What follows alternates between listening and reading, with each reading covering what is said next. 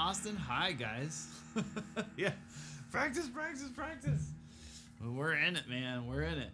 I'm bound and determined. I don't know if that's good or bad, but Josh, I saw. Whoa, what the heck is going on there?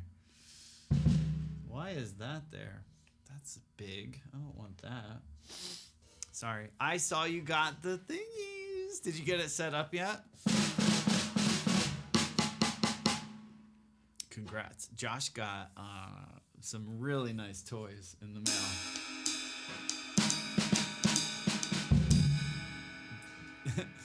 I want to ask, like, how was it waiting for it to arrive? The anticipation was probably crazy. Oh, thank you, Josh. Thank you. I messed with it even more a little bit today, so it's probably a little darker. I don't know. I'm going to change it probably a million times, right? Video reaction I saved for your $1,000 for muscle. Oh, I'd love to see that, Dan. It's massive. He's such a crazy, crazy dude. There's been some mind-boggling moments on here. I'm too old for that stuff now. Way too old. Ah, ooh. That's good. My wife, she was making mashed potatoes and dropped the Ninja blender thing into the bucket of boiling potatoes. Luckily, it wasn't plugged in. So yeah, I would have been live sooner, but most annoying thing was that it was sitting in their warehouse waiting for me. Oh, where other people were just like walking by it and not giving it any attention. I hate waiting for packages, man. I don't trust packaging shipping companies either. I don't care how good they are. I don't trust them. That's why, like, this new kit, like, I'm driving to get it and all the way to New Hampshire. Like, I don't trust them. I trust them. I don't trust, like, FedEx or UPS. Big shipping things like that, man. I'm like, I'll just come get it. Like, don't even. Because I've seen what happens. They're just, like, chucking stuff around. I've seen some of the trucks. They take corners. I'm like, everything inside there is, like, you know, on the big rigs. So, that's why I went and picked it up. It's only like 30-minute drive. Oh, that's not bad. Yeah. Is it heavy? Are you gonna put it on like in road cases or something? That's a pretty big system. It's got to be pretty heavy. So I'm gonna be honest. One of the things that I want to work on today is, let me make sure this is right too. I moved everything, right? I moved it, ruined it.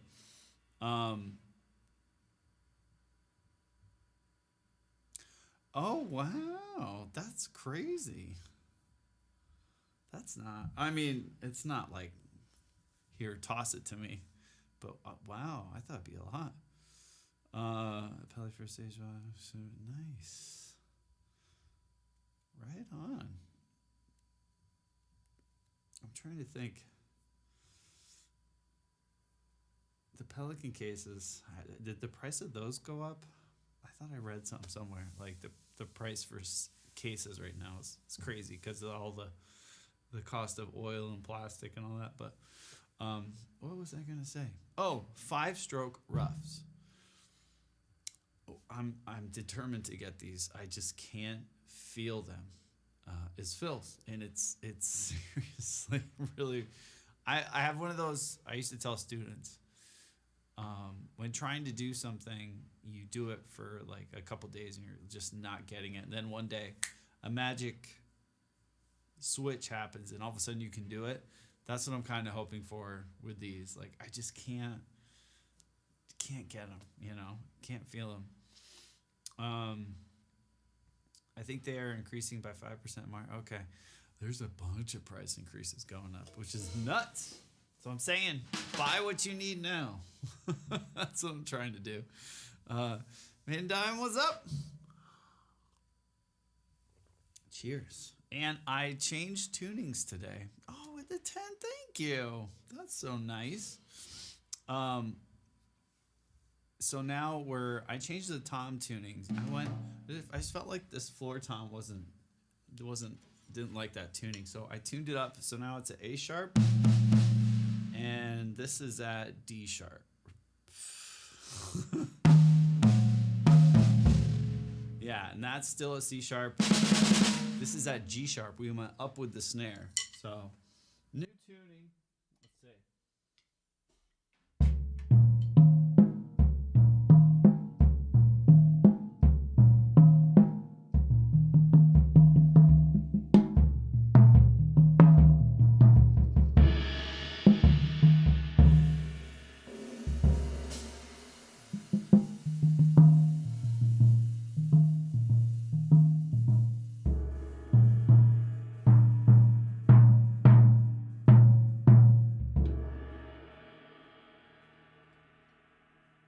Sounds nice. So we'll see how we like it today.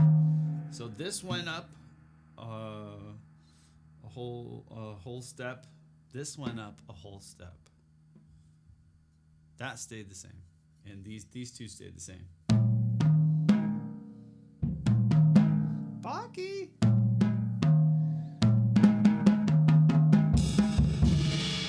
How are you doing? Here, we'll do a cheers, then we're gonna get to work. 5-stroke roughs continued. Determined to get these. I'm gonna get them, I promise. They will not defeat me. Maybe they will, I don't know. But I hope everyone had a fantastic day. Vladrick, hello. Tomorrow's Friday. It's probably Friday for some of you guys. It's crazy. I thought today was Friday. Not gonna lie. I'm like, woo, it's Friday. And then my wife's like, it's Thursday. I was like, oh. Nice busy week. Let's go. Yeah, we've had 2 snow days this week. So today the kids went in and yeah, it was kind of like catch-up day for me. Did some tuning, some pad work this morning, and that's what I mean. I still can't. I'm not happy with it. Oh, Dan, I can't wait. Definitely check it out. Thank you, dude. Thank you. But Vladrick, I hope everyone's good where you are. Let's just see what happens. 5-stroke rough applied as jazz fills. We're starting right there, page 78. Let me put this here. Of Joe Porcaro's book. I even have a little note by this. It's called Hard. I did change the lights. Baki, thank you for noticing. I changed them hardcore. I changed the LUT. I changed where the drums are in the room. So yeah, I've been a busy Timmy. That was my favorite book as a little kid. It's called Busy Timmy. But yeah, brand new LUT. It's kind of the same lighting stuff, but just a new LUT and a new kind of depth with everything. So, yeah, thank you for noticing. Bronze, how are you? Hello. Here we go. Let's see what happens. Oh, this is hard. Vladrick, I won't give you any context, but me and my wife were talking about cocaine before I started streaming. I don't know where I was going with that, but yeah. Hey, it could be worse, It could be cocaine. Oh, you're talking about coffee, because I'm like, just have a cup of coffee. It'll help. And she's like, no, I shouldn't have any. I was like, well, it's at least it's not as bad as cocaine, Oh, Bronze, thank you. I need my wrist needs to pop. Junior, hi. Can you comment real quick on copyright rules when posting video to Facebook? Yeah, I can comment about it. If you post it, it might get taken down, or they might just say you can't make any money out of it. The same with YouTube. Pretty much anywhere, if you post anything music-wise that isn't yours, they'll just be like, you don't own this. So some people let you use it. Some people ask you to take it down. Sometimes you get penalized for it. So It's really post at your own discretion. I don't do it anymore. I used to back in the old days. You could post whatever you wanted, and no one kind of cared. And same with live streaming stuff, DMCA. It's not the reason I stopped doing covers or posting covers, but there's if you just want to show people you can play it, cool.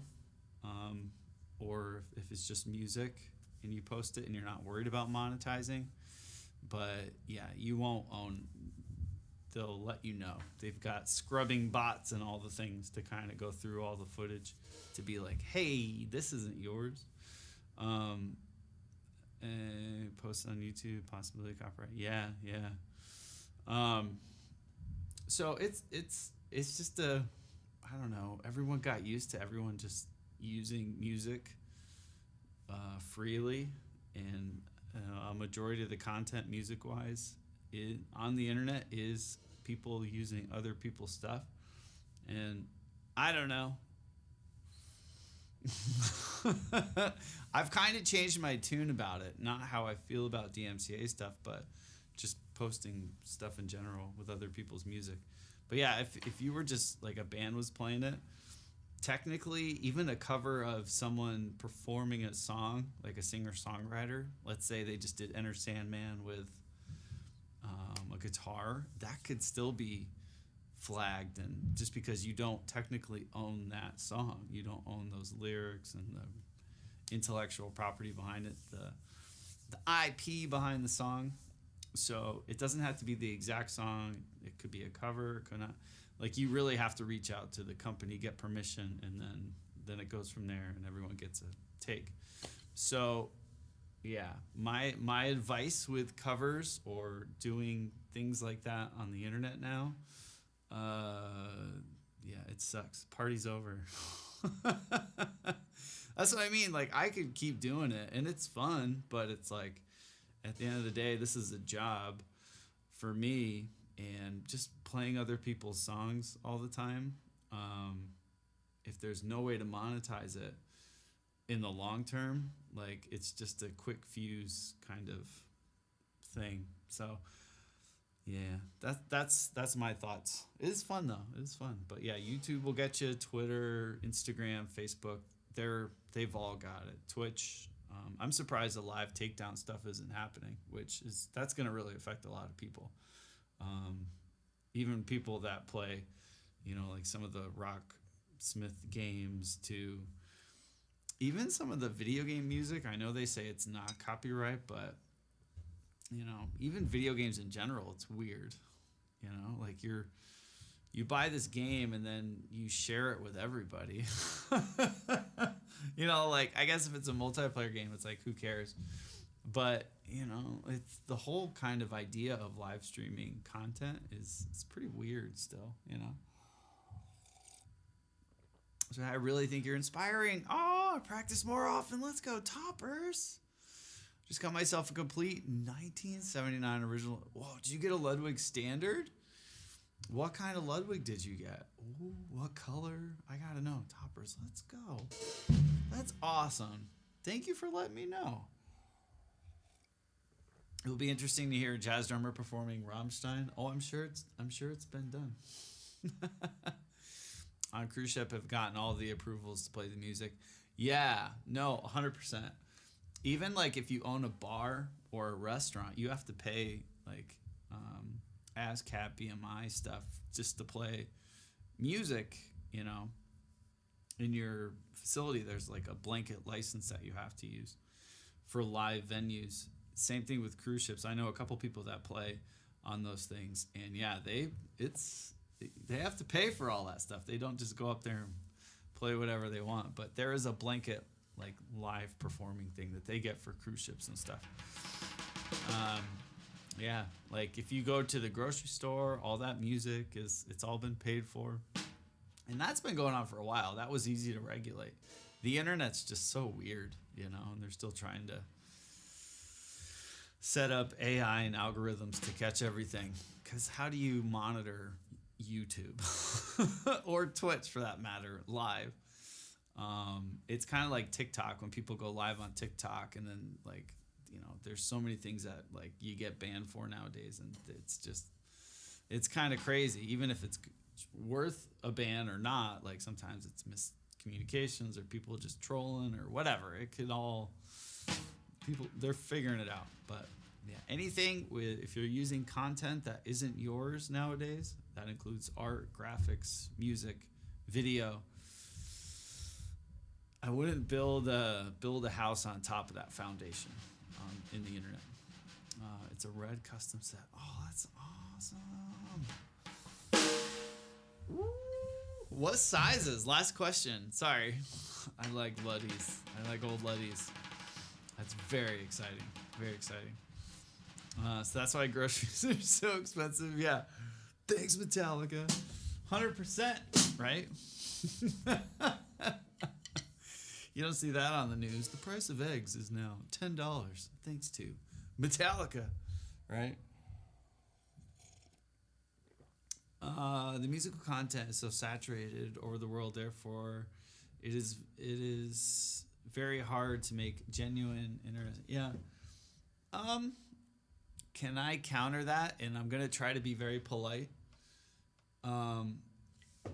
It's not hard if you're an actually talented, creative person. That sounds really mean.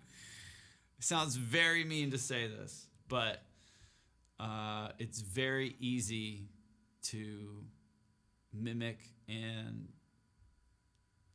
kind of piggyback off of some other people's stuff, That's what I'm trying to break out of, It's like I know exactly what to do to generate views or whatever, but it's like at the end of the day, that's not real, So if you look at someone like Prince or I don't know, Taylor Swift or Dave Grohl or Maynard or someone like that, like they could sit and just create. They do it all the time, and they're just really good at it. The people who you see really gaining off of covers or stuff like that usually can't really cut it or hang, in the long term. So there's still there's always going to be really good people making interesting music. You're just seeing a lot of mediocre people now putting out music. So,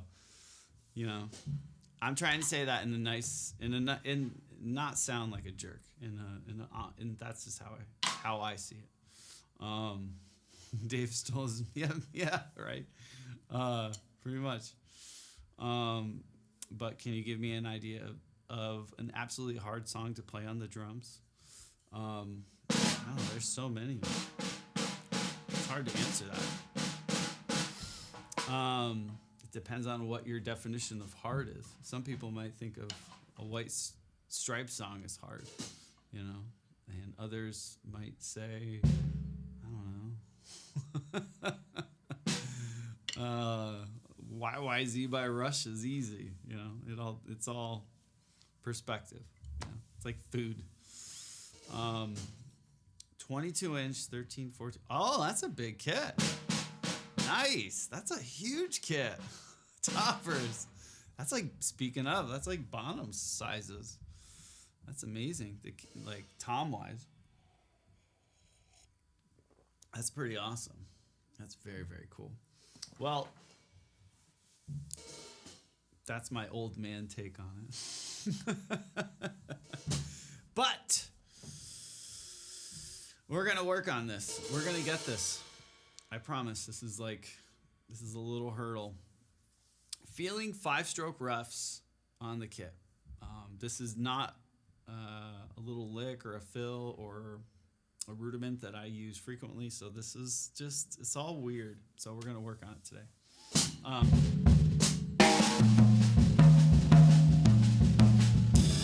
This tuning is a little hoppier. It's a little bouncier.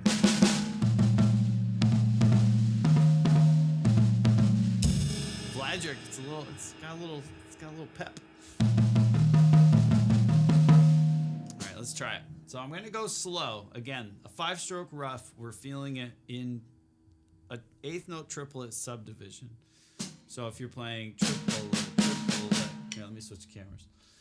If you're playing triplet, triplet, triplet, triplet, you're gonna double each eighth note, right? For the 5-stroke rough. Triplet, triplet, triplet, triplet.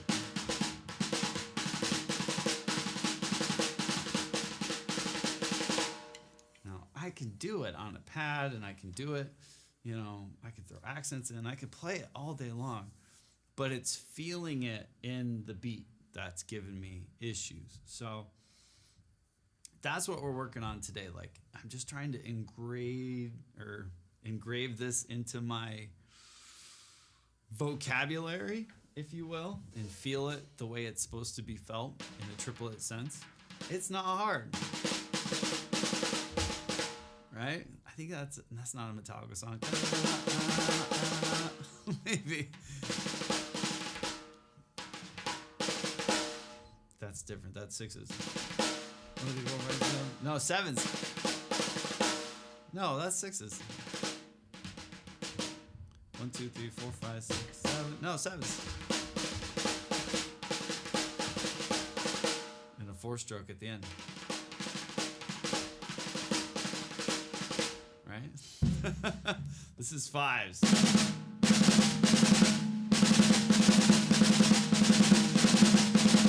So we'll see what happens.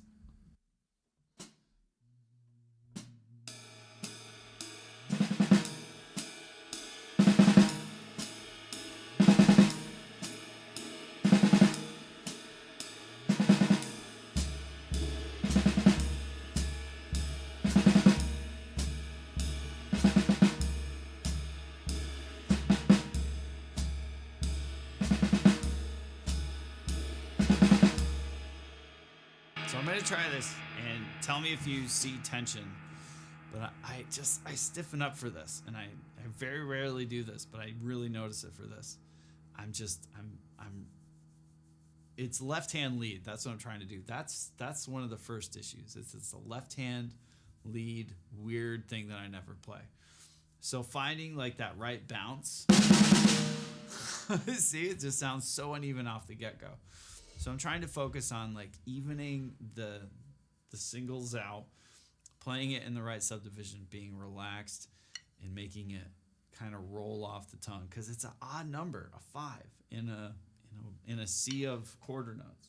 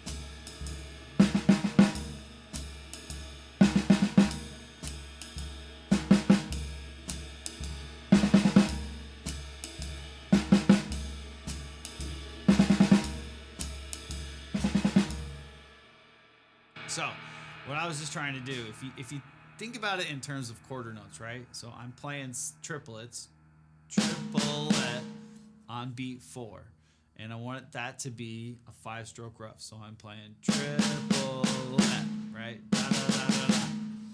If if I break it down, da, da, da, da, da, this is still playing the triplet. That's what's kind of cool. Is the triplet itself is still here in the left hand, right? So if you're going 1, 2, 3, triplet, 1, 2, 3, triplet, 1, 2, 3.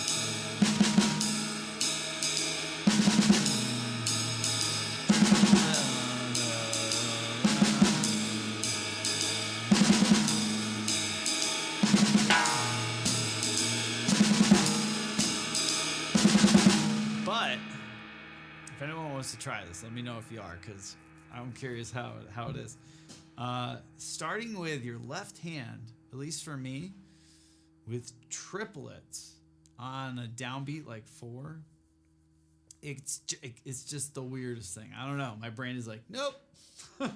I'm like dragging on that first note, and I'm like da da da, da, and then like I'm like speeding up. I don't know what it is, but it just doesn't sound smooth. It doesn't sound natural. So throughout this process of like learning jazz and actually trying to like, all right, why does this work? Why is this not working? What's happening?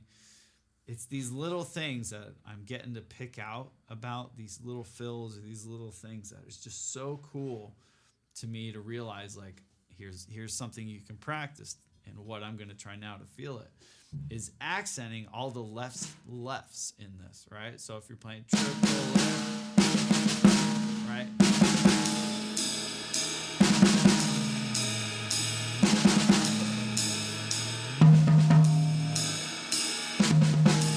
Right? So we're going to try that. Like, move it around the kit, being left hand heavy, really just accent all the left hands and just really make sure the note placement is precise and confident and in there. It doesn't help too that my traditional grip sucks.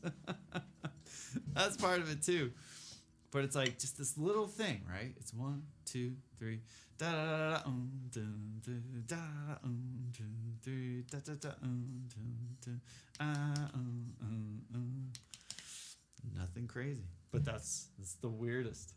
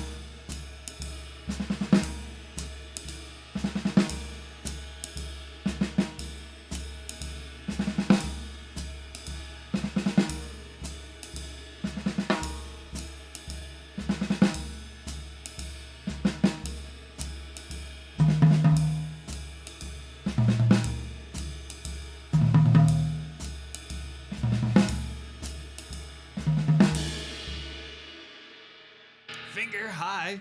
I'm getting it. I'm having like a this is Charlie from Always Sunny. I'm like, I'm having a good kind of like, I'm getting it moment today. Like, I'm still not happy with it, but I'm getting it. I'm figuring out ways for me to understand those 5-stroke roughs that have been killing me the past couple days. So we're working on that. But hello. Jazz Guitar Jeff, hi.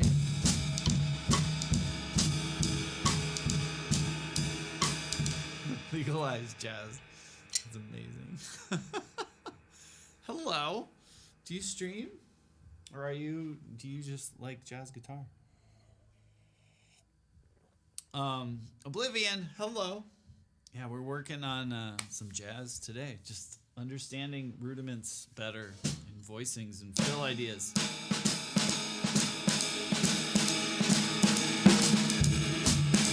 We're working on it. Nice. Yeah, my name's Dan. It's nice to meet you. I am not a jazz drummer. I've been drumming for a long time, but really kind of hunkering down the last couple months and trying to get better at jazz. Put it that way. So this is hard, but we'll get there.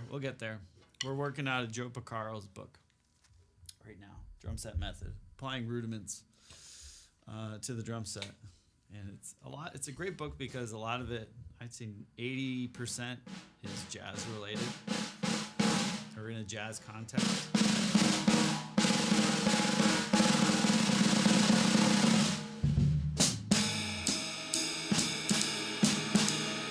Jazz beta, yeah. We're out at alpha stage.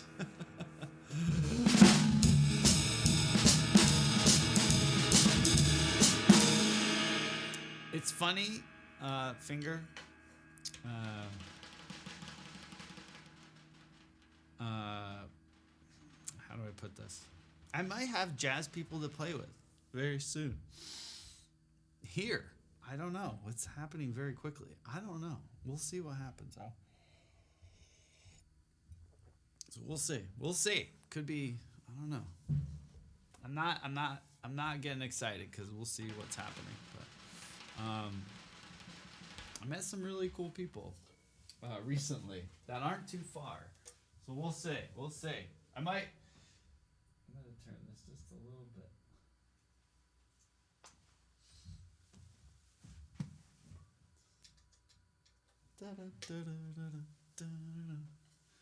I have Frank Sinatra in my hand.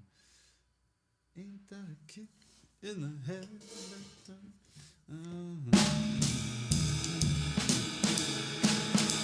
Alright. I hope you had a great day.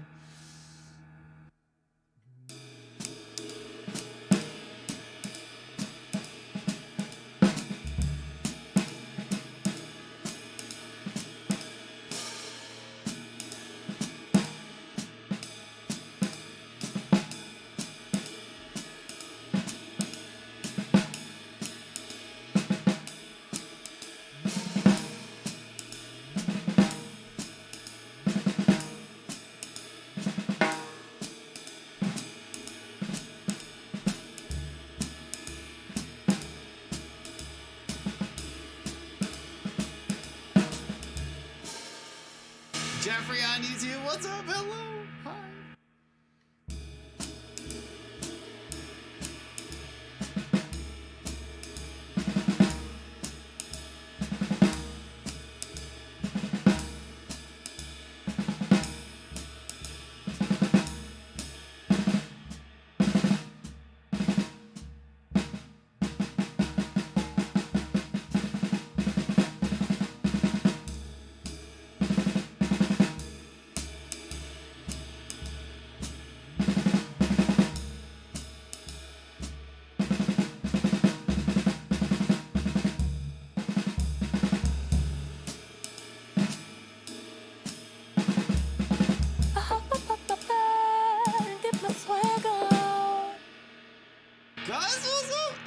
With the Prime. Thank you. Hi, man. How are you? It's good to see you. I'm going to say happy Friday. It's Friday. It's Friday. Let's just say it. Happy Friday.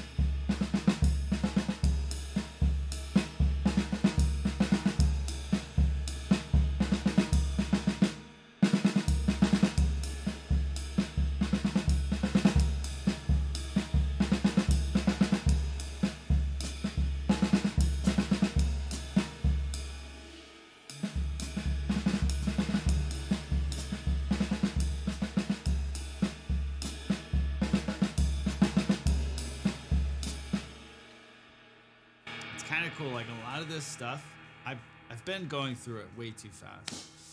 I'm gonna say it, going way too quick, and I'm not like slowing it down, really like learning the mechanics behind it. So something like this, if you, it's right here. This one's really cool. So it goes. You have beats 1 and 2 are just triplet, right? And then beat 3 is the right hand version, right? So 1, 2, 3, 4, 5, and then it's 1, 2, 3, 4, 5, right? So you have 1, 2, 3, 4, 1, 2, 3, 4, 1, 2.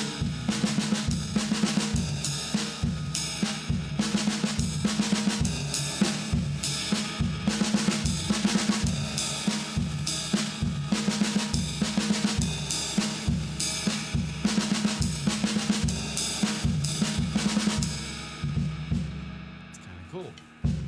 Not too crazy, right? But not easy either. But slowing it down, it's like you really got to pay attention and count.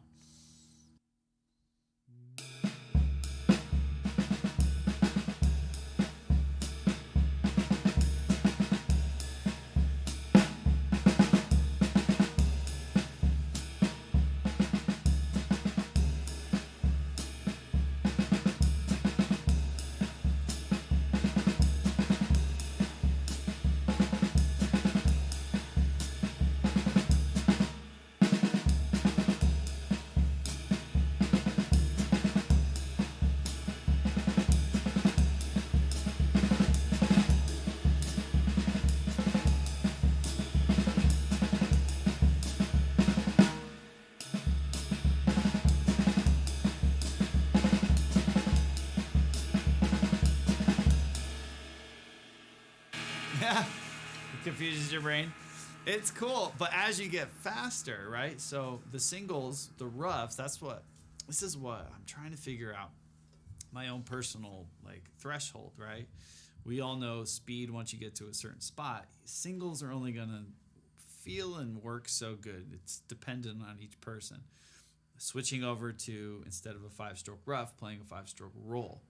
Meaning, I got to figure out my tempo threshold where I can play these 5s as singles, or do I need to turn them over to, right? Same thing, right hand lead, but you'll just play diddles.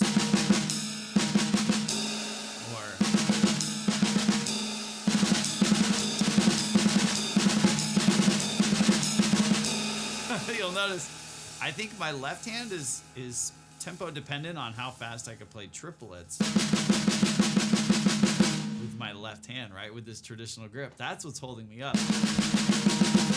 Like so I'm trying to play, I think, 5s really fast with the left hand lead. And I'm just not there yet. So learning, that's what I mean, discovering where your limitations are in certain techniques, but you gotta take the time to figure this stuff out.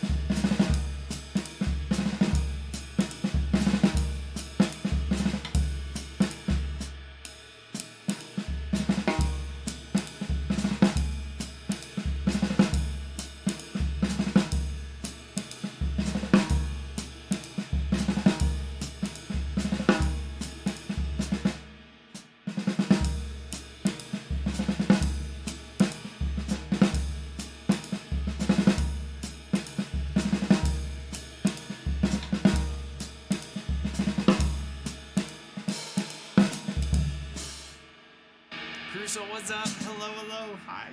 Hope you're good, man. It's good to see you.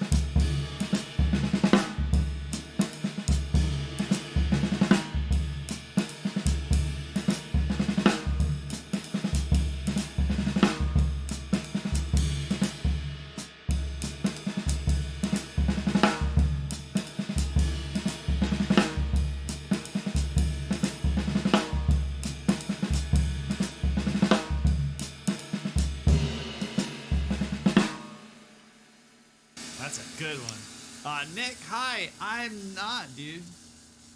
I am not. Yeah. Going to a little bit, but yeah, I don't. No more of that.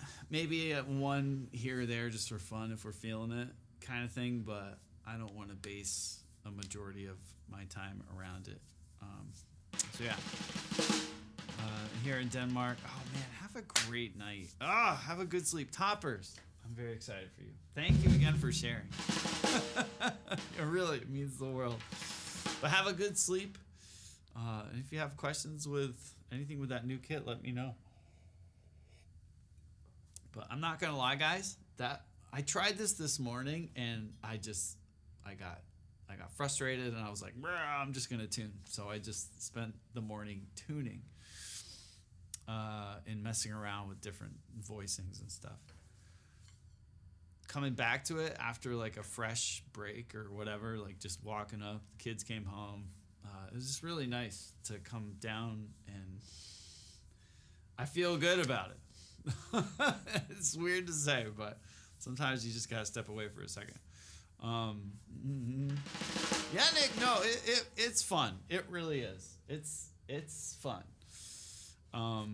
But playing, just coming live and just playing songs, playing along to songs. I'm not saying it wasn't really. It's not that it isn't challenging. It's hard. It's hard to do. But I just wasn't progressing in any way, and it just kind of felt like a wedding singer kind of gig. Again, it's not bad, and the money was amazing. It's great, but I couldn't do it anymore. Like, it was, as a musician, it was like, it's just not what I want to do. In all honesty. Got any cool projects going on right now? Actually, yeah, I've got some cool stuff. We were just talking a little bit. I might have a group that I'm playing with this year. We'll see. But yeah, just practicing right now. Kind of dedicating myself to this for a year of getting better at jazz. We started it in the summer. Just a shift in what I'm working on. So, and yeah, it's been really fun. Hazy, hi. Da-da-da-da. It all works out. Yeah, it's crazy how that is. Yeah, shit, that was on your YouTube channel. I don't see it. Did you take it down? I did. Yeah, I took it down.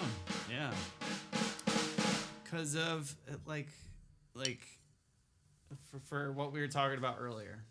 If you want to watch someone drum along to that song, go find the drummer that really played it. It's like, I don't know. I just feel like it's not wasting time, but I didn't add anything to make that song really sparkle or whatever in my mind. That was just I don't want to say a mindless playthrough, but a not thought out thing. It wasn't the best thing I could have played on that. So I took most of the covers down. I'm pretty sure they're all down. Yeah, that's what I mean. I've never been more excited about drumming ever, right? And learning all this new stuff. Like I said, I don't really want to play jazz, but it's like learning jazz drumming. It's such a contrast to what I've been doing for the last 20 some years. So it's really good. It's good for the chops. Wow. Gee, thank you. Yeah. So yeah, they're not up there anymore. But yeah, they're up there, but they're just unlisted or private or whatever. Yeah, crucial. Let's go. The next one's a 4-bar phrase. So yeah, I'm feeling good about this.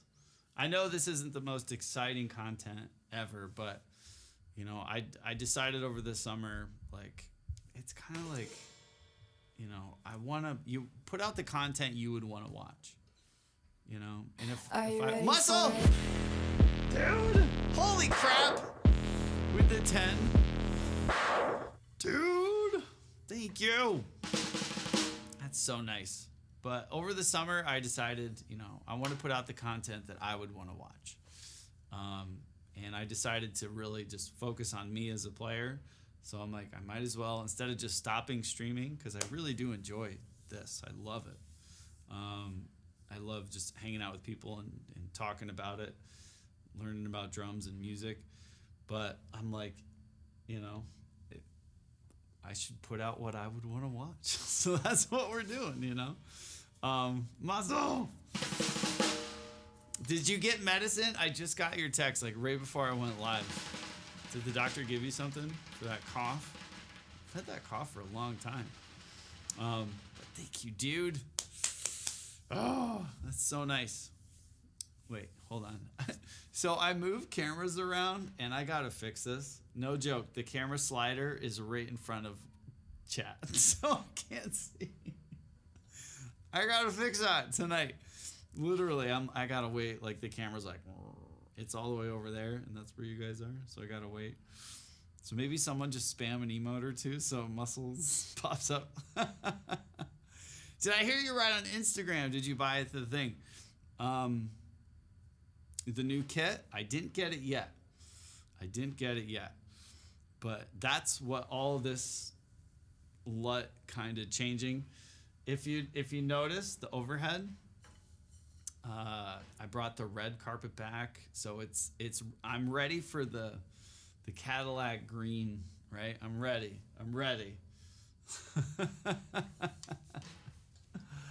All right, camera, you can move now. Yeah, I gotta fix that. It's literally right in the way of where I'm trying to read. Busted Matt Higgs and Brian, that's the spirit. Yeah. So Jeff, you said you're thinking about streaming. I can't handle this cough anymore. Did they give you like a steroid or something to like help get all that crap up, maybe? Or a nebulizer help break all that up? You know, that might help. We're getting it, man. I'm very excited. Like I told you, I'm gonna take the boy. I'm gonna take boy number 1, oldest boy. He wants to go on like a day road trip. So we'll see. We'll go up there and make a day of it. You know, antibiotic and steroid. Whoa. So no vodka Jello shots for you this weekend. Right? Oh. Just got a computer, a microphone, and an audio interface, so it's camera next. Right on. I mean, I guess you could have vodka Jello shots. You could, right, I guess? And what is it? You're not supposed to drink alcohol with antibiotics, I think. I don't know. Living dangerously. Yeah. What would it do? I don't even. Is this something with your liver, I think? I think that's what it is. Your liver's like, ugh, and then you put alcohol in it, and it's like, oh my God, what's happening? So yeah, maybe not. But you can still have barbecue. How was your barbecue the other day? How you couldn't handle trip last week? Yeah. Yep. To be fair, his truck it's a V8. It's got towing crap package. So it's a little, I get it. It's a little beefier. But mine could have did it. It would have been a little slower, but yeah, it could have did it. We'll see. But yeah, I'm gonna have a little coffee. But I'm muscle. I was saying this morning I practiced. I wasn't feeling it. We have a different tuning today. I messed around with that and then came down just a little bit ago, and I'm feeling good right now. It feels a lot better. Slowing it down and approaching it at different angles today. So.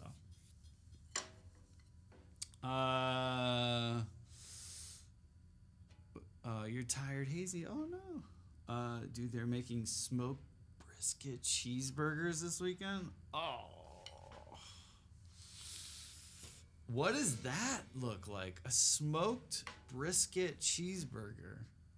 So it's ground brisket?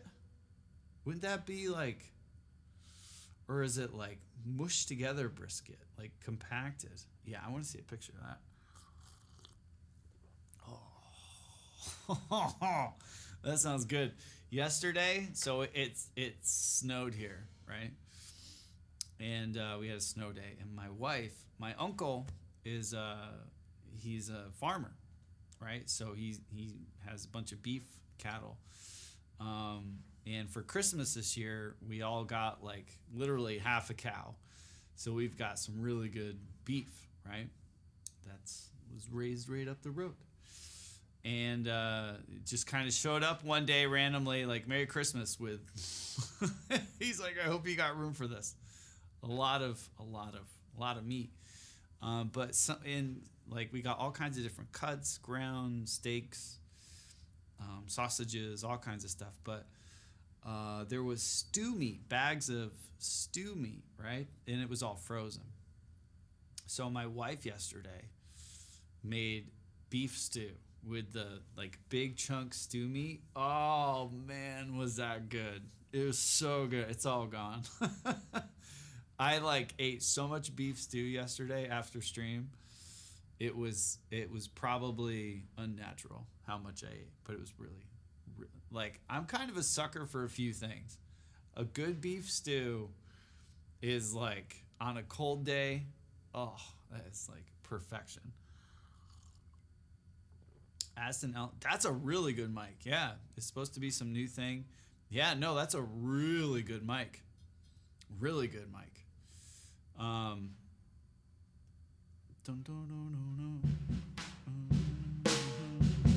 Making me hungry. Yeah, crucial. Back like in the touring days. Nice to have a friend. Oh, muzzle!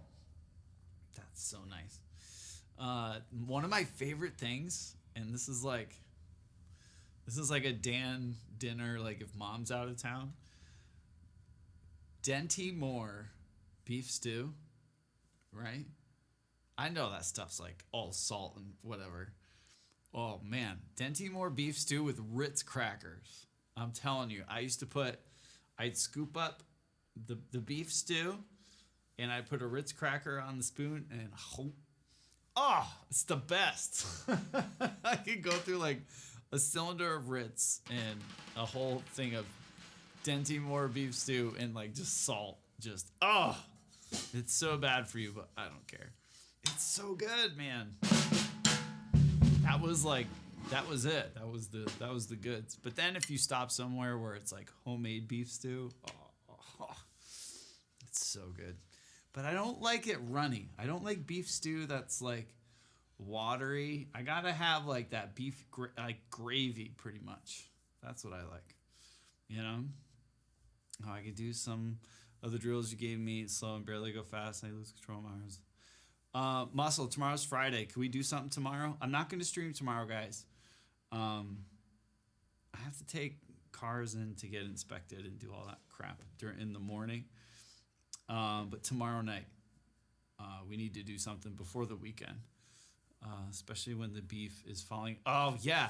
Hazy, that's what it was yesterday. Like my wife, she has this, it was her grandmother's pot. I don't know how to describe it, but it's like this, it's not cast iron, but it's this like pot with a lid from like the 50s, 40s. And it's been passed down through the family, but you put everything in it and just put it in the oven on low for a couple. Oh, it's not ceramic. No, it's a metal. It's like it's really weird. I don't know. It's like not steel. It's not iron. It's got to be one of those, but it's whatever you put in it, it's just so good. Like meat wise, you know, it just, I don't know what it is.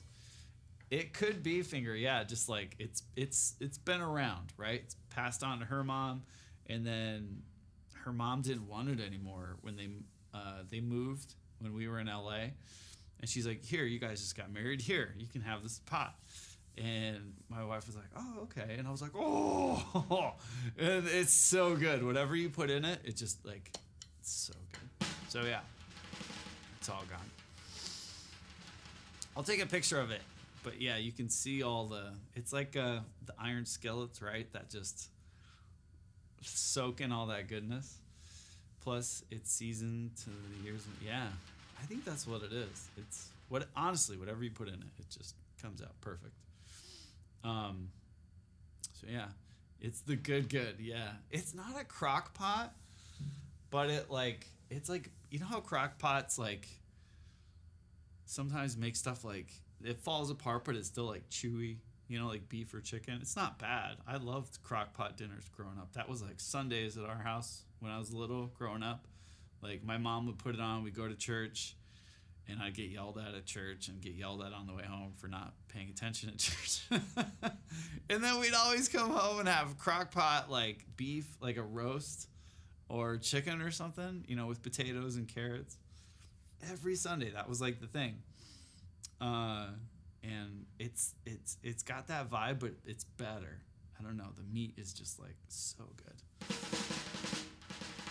And I tweaked my neck last night. I don't know. I'm a mess today, but I have nothing to complain about.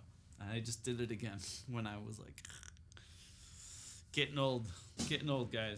Muscle, thank you. All right, onward. I can't wait. I can't wait to see how you're doing, Muscle. I'm telling you. I'm going to try to set up how to do Discord so I can be here and still see you, but you can hear it good, you know, so I could show you some of the, so we can go over some things. We're at that point now.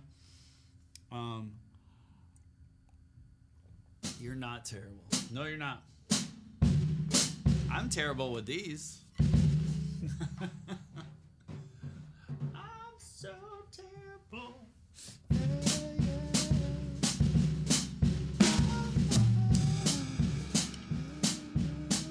All right, so this is a 4-bar phrase.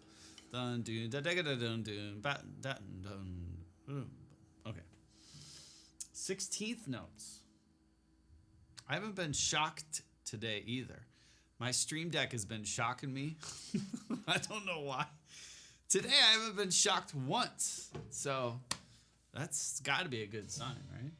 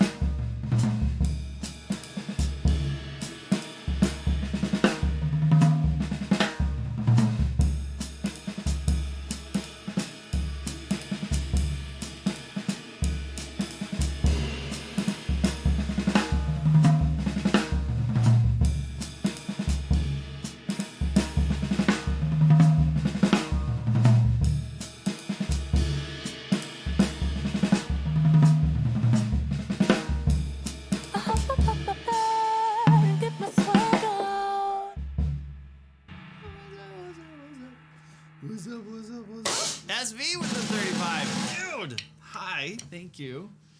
You're in the new place now, right? You better be.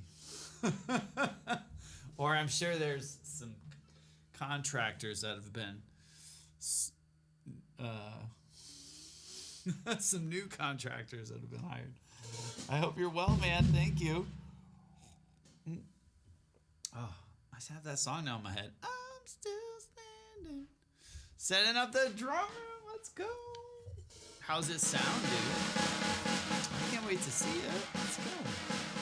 SV just redid like all the everything pretty much. So that's amazing. Let's go. That one wasn't too bad, right? So 1, 2, and 3, and 2, and 2.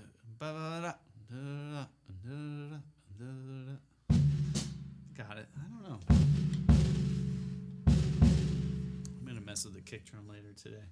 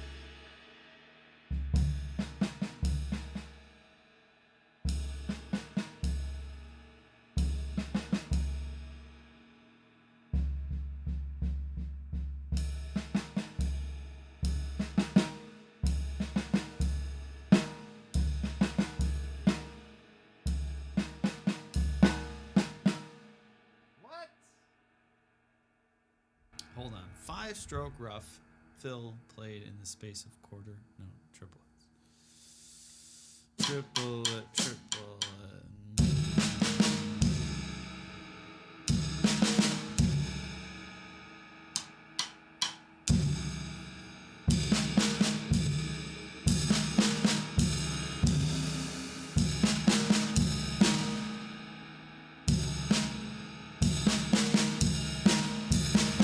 Oh my gosh, I got it now.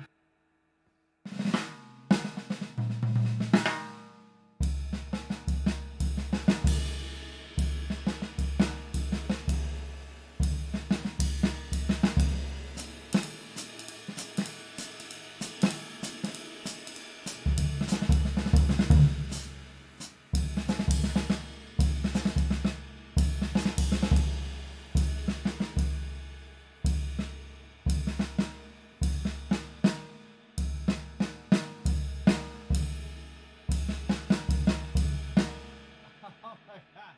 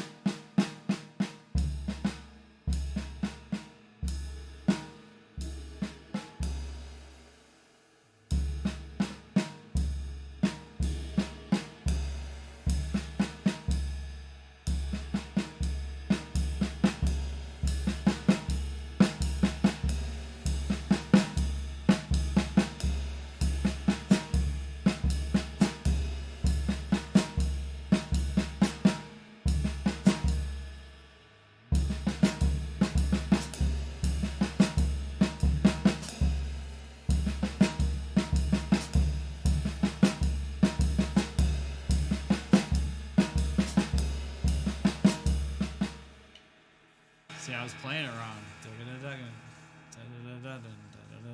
2, 3, 4, 5. 1, 2, 3, 4, 5.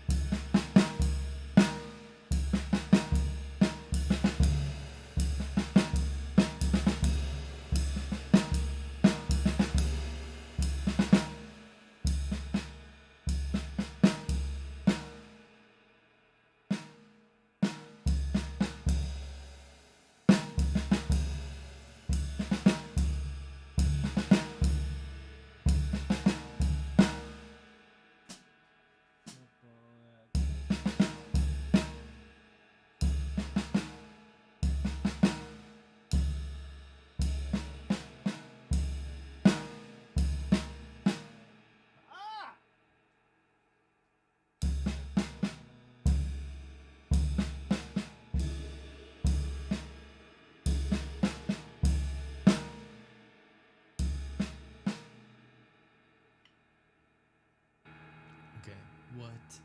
Why can't I hear this?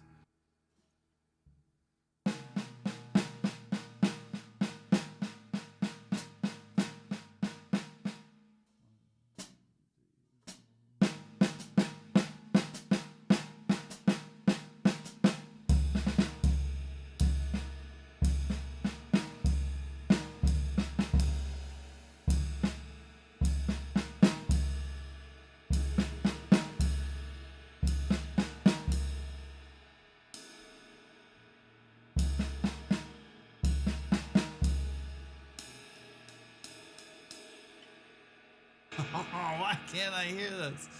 So quarter note triplets, triple it, triple it, triple it, triple it.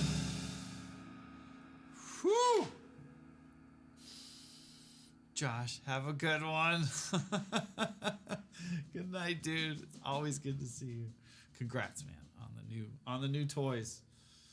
Deserved, man. You're gonna put on a good work. 100%. Okay, I'm getting this. So this is 5-stroke Rough Fill played in a space of quarter note triplets. Quarter note is 176 to 208. So this is for very high tempos, like 1, 2, 3, 4, down. Right, like pretty intense. But I gotta feel it first.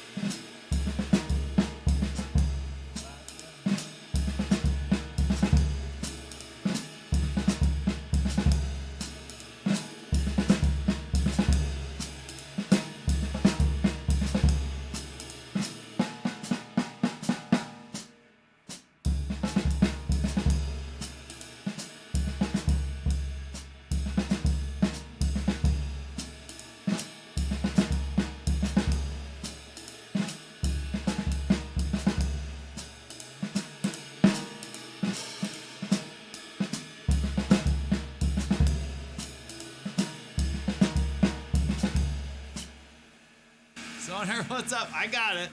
That was it. So it's quarter note triplets, right?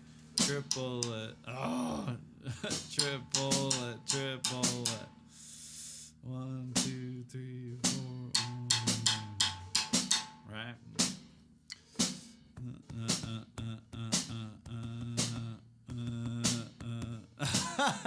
I did have it.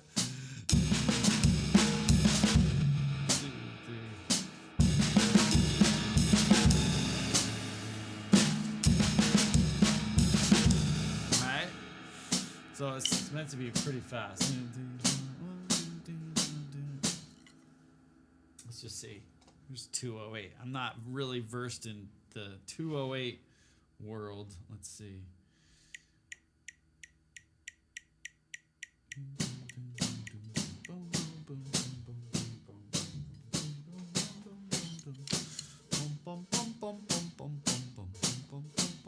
Mr. Summer. Right?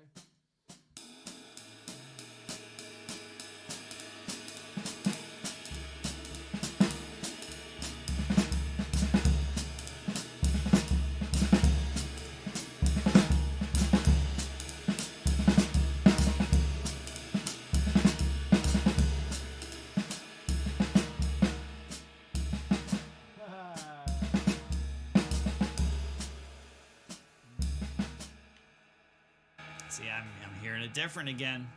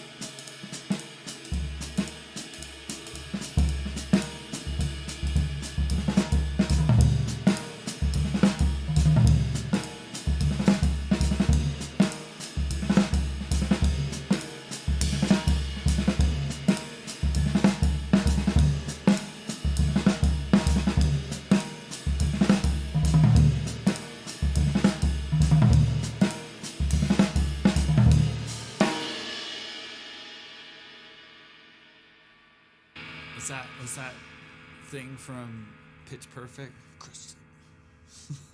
Not really, but getting there. We're getting there. Slow ride. Take it easy. Slow ride. Oh, I don't know any words to Slow Ride except that. Is that bad? Slow ride. Take it easy. That's all I know. It's probably not good. All right, we're gonna move on to the rules. I know we're working on this quite a bit. These fives, but we'll get there.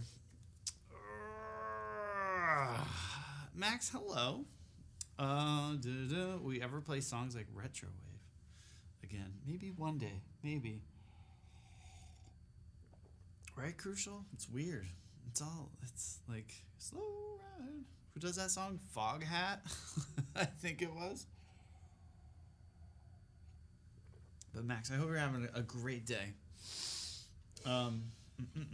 Max, Nikki is over on YouTube. We're on Twitch too, so everyone say hi to each other.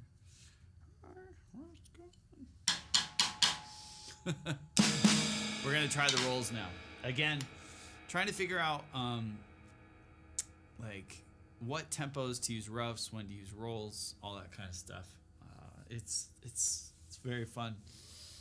It's getting real, guys. It's getting real quick. 5-stroke open roll based on the quarter note triplet for very fast tempos. This is where we just left off. So we're just gonna, while it's fresh, I want to hit this up.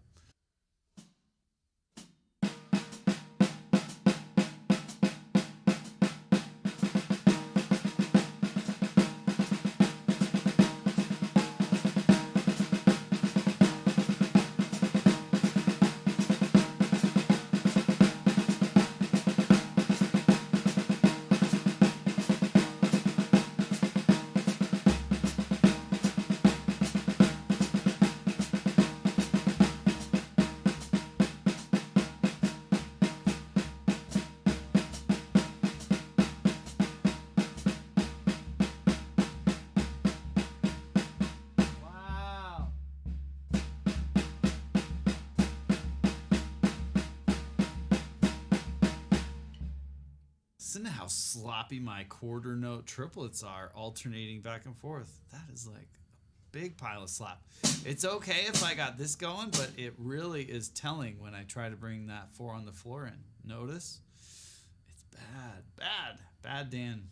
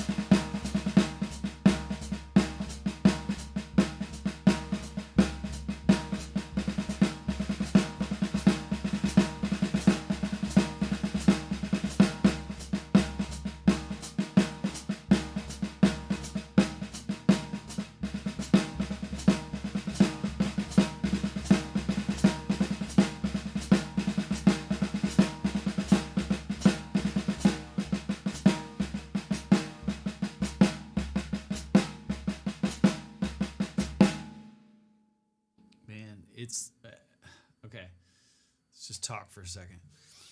Tunings with snares, right? Most of the times people just crank them up and just beat the absolute bejesus out of them, and you go, oh, it sounds like a snare. Let's face it. If you hit in the middle, or if you even hit a little off, it's gonna sound like a snare, especially the way stuff's compressed and just beefed up and echo reverbed to pieces and sampled. You're like, it's the snare, whatever. This is I'm a whole step up from where I usually am. So I usually tune to F sharp, or that's where we've been for the snare. It's been F sharp. This is a G sharp right now. So we went up a whole step or whole tone. First thing I notice is it's a little more bouncier. But the second thing, it's like if I'm playing not in the center, because it's a higher tuning, the drum chokes out more around the edges because it's more pressure. It's just the heads just they kind of stop vibrating quicker because there's more tension, right? Higher frequencies, so they just fizzle out just like high frequencies in real life. So the drum's very just naturally dry, right? If I, there's not a lot of resonance going on because it's so tight. It's being like constricted. Sonar. I hope you're still here. Oh my gosh, I didn't see your question until just now. The book I'm using is Joe Porcaro's Drum Set Method. It's an amazing book. We looked it's on Amazon. You can get it now. It's $25. Just type in Joe Porcaro drum set, but it's like bringing the funk to the kit or something like that, or bringing the funk or something like that. But if it's the same picture, I got this from Joe in the early 2000s. There he is, such a sweetheart dude. And I think they republished it. This book has 245 pages, but the book on Amazon says 100 and some. So I think this is the book. They just condensed it down print wise, like it's not so big font wise. So great book, Joe Porcaro's Drum Set Method. It's legit. It's really good. It's amazing how the resonant head makes a difference compared to the batter head. Yeah. Well, tuning today, like with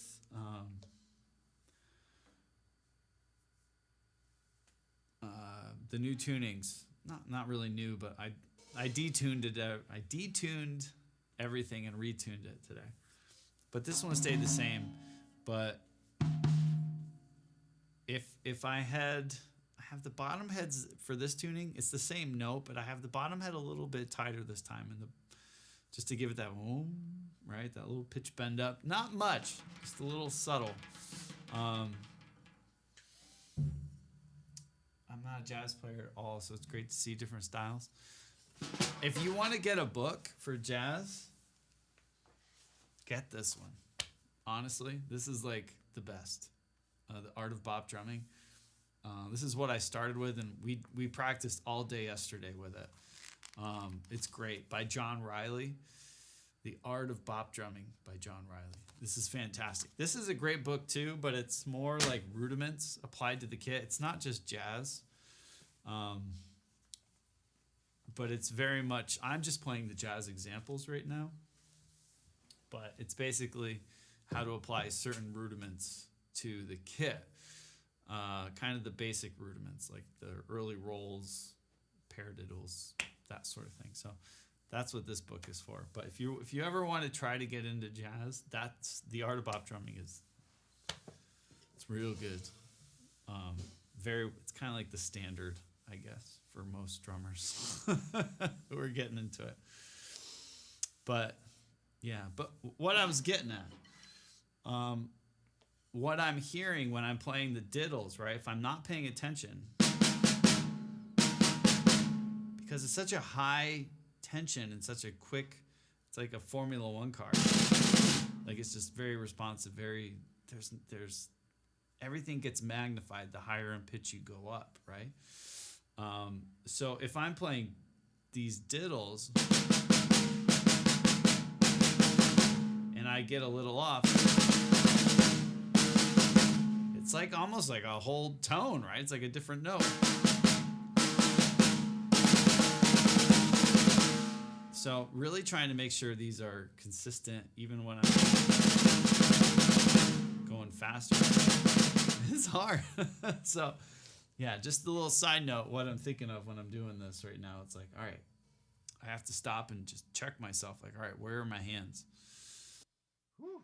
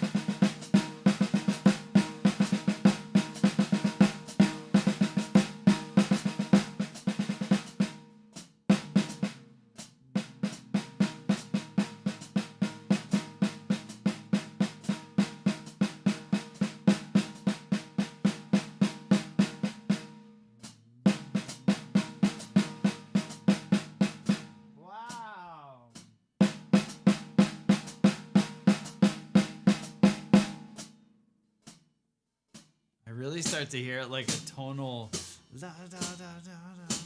Like you can hear notes inside of it, right? Da, da, da, da, da, da. I don't know. I'm hearing like a song in there. Gotten back into Buddy Rich, modern interpretation of Stirs and Rhythm. I feel like I need more lessons in the grooves. Yeah, yes. So let's go. Yeah, check out that and maybe this book. I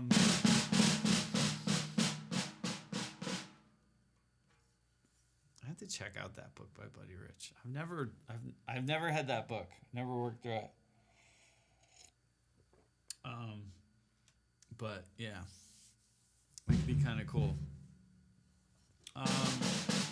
Have you deleted your covers of the band Gunship? Yes, I did. I know. I took them down. When those covers were actually played live on Twitch, and then I just took that clip and put it on YouTube. So it was never like my best thing, or not that that's what you're supposed to put up, but I took all the covers off the page because, yeah, I don't know. It's a long answer, but it's a very dry read for most.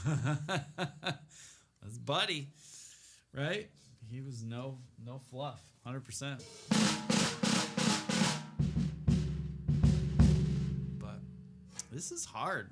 I'm having a really hard time feeling that quarter note triplet today.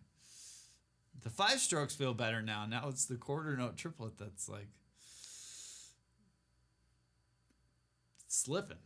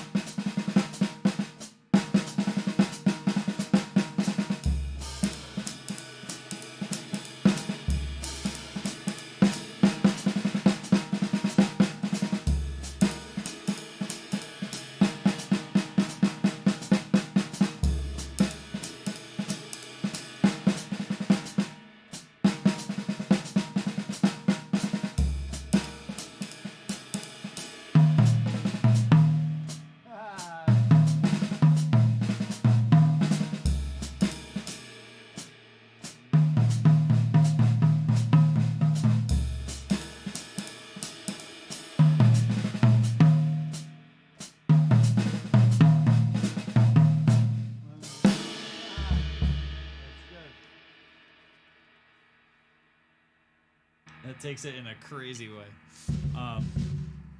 But yeah. Julia, hello. Why won't that show? That's weird. Show. Hello. I don't understand YouTube. Some of the stuff is like, what? What's going on? So I'm figuring that out. But all right, let's keep going. 5-stroke open roll. I'm playing all the things I put stars by, which means I liked them, but I needed to work on them. So this is the same thing as the single strokes, but just as doubles.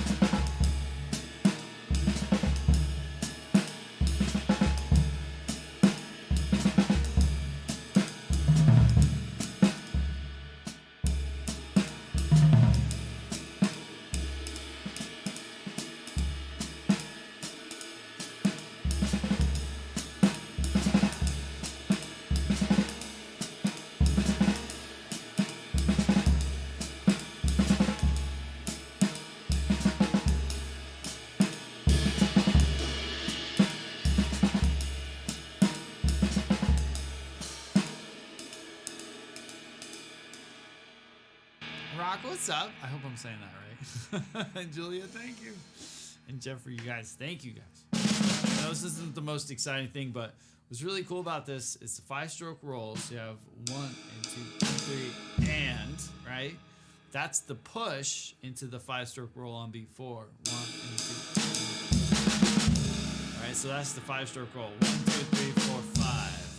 1 and 2. It's tricky. I'm a drummer, and sometimes nice, yeah. Practice. That's what we're doing, man. Just practicing.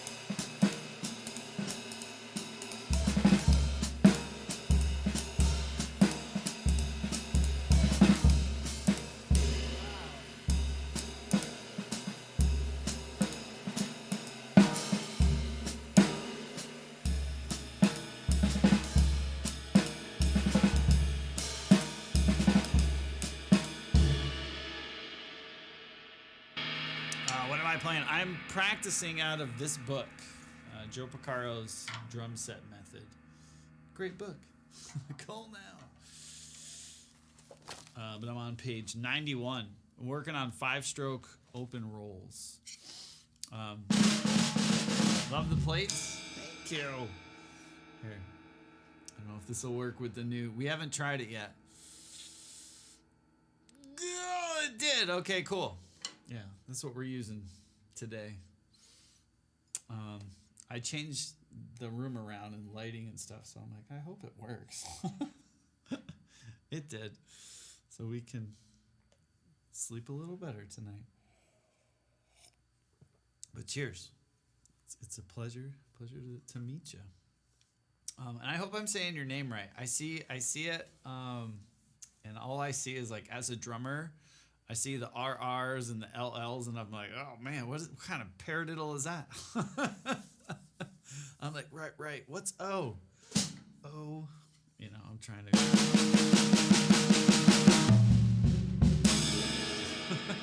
Trying to play your name on the kit. To no avail, right? All right. Some more of these. They get tricky.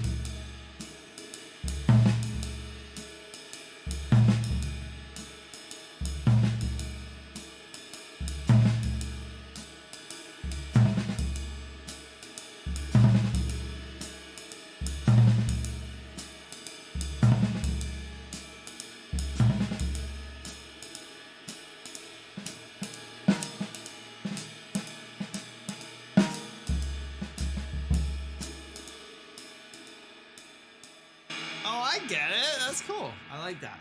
That's clever. This one is weird. This thing. It goes 1 and 2 and 3 and 4 ta and right triple leg. It's weird. I don't like it, but I'm starting to understand. I think. You know, actually hard to slow it down. Oh, it's so hard. So like that's the thing. That's why we're doing this. It's like I could play all these exercises and you play them like exercises, but it's like, all right, take them to the next step, you know. And it's hard. It's very, very hard. It's tricky. All these are like ideas I would never play live, right? Or play on a record or something. Like they're just weird. But that's what's gonna make you better is playing the things that you can't, right? Like why practice things I can already do?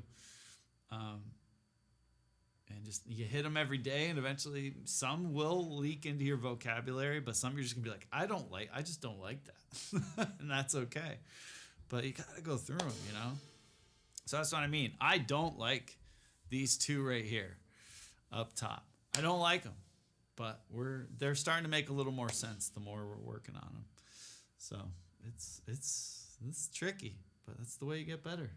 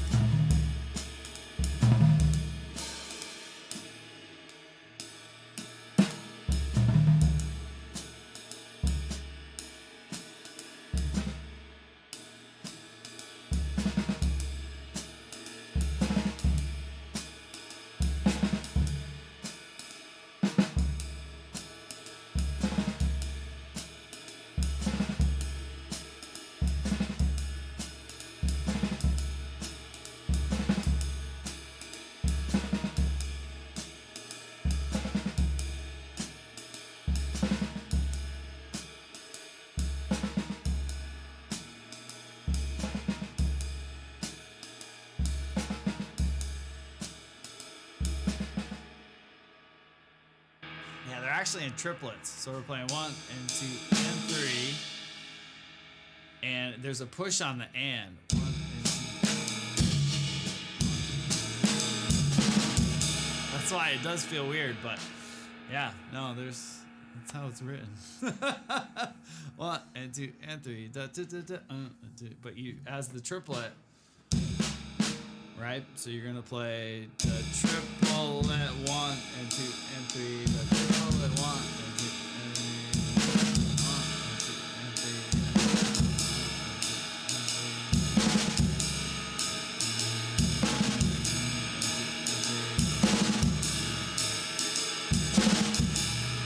Right? I'll show it to you so you can see it. Does that make sense? You probably can't see because of the focus. That's it right there. 1 and 2 and 3.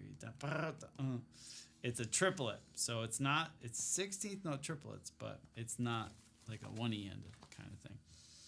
That's why it does sound weird, right? It sounds really weird. I don't like. That's what I mean.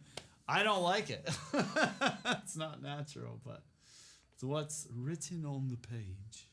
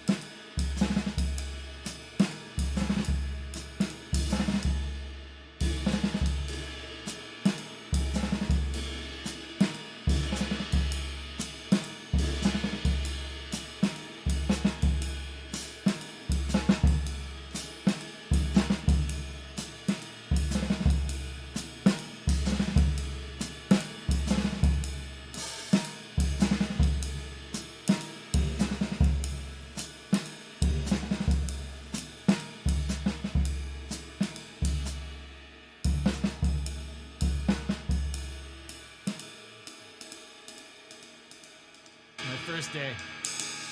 My first stream. Rookie, thank you.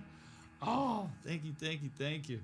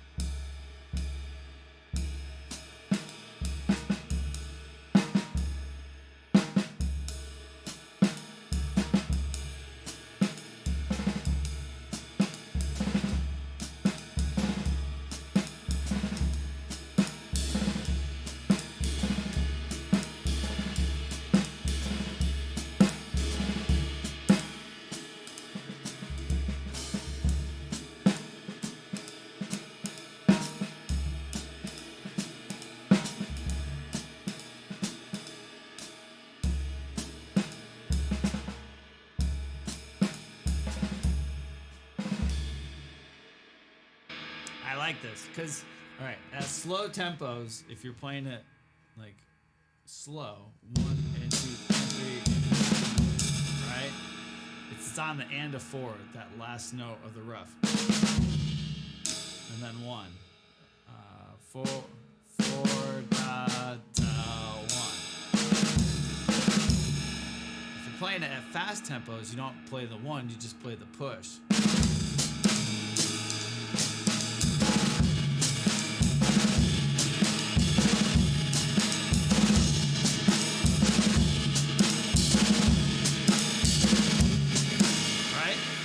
Cool.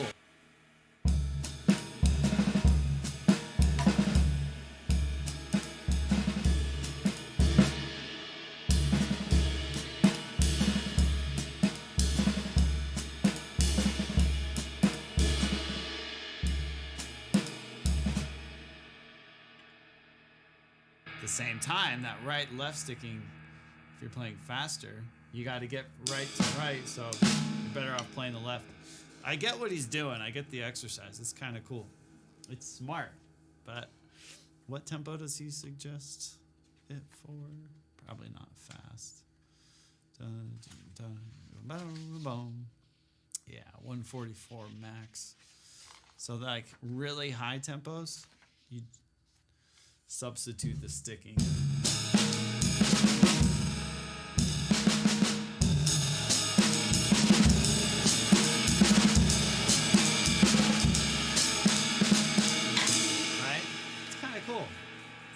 That's what I mean. Slowing it down, really looking at all these and how they could be utilized.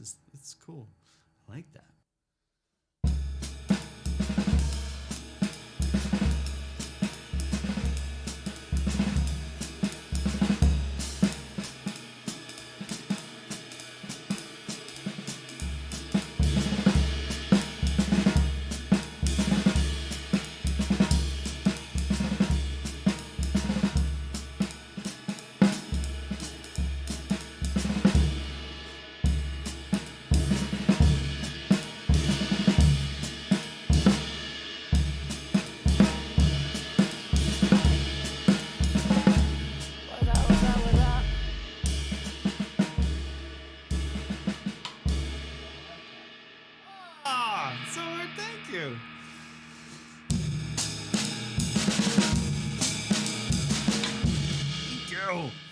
It's kind of like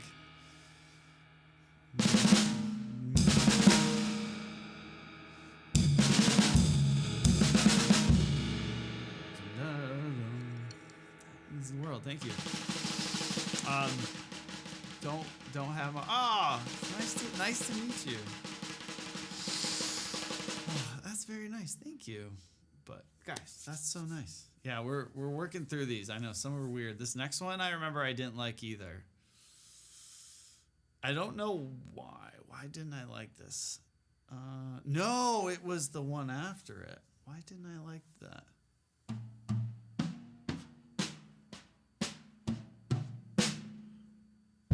I don't know. We'll get there. We got one before that. The next one, it starts on beat 3. 1 and 2 and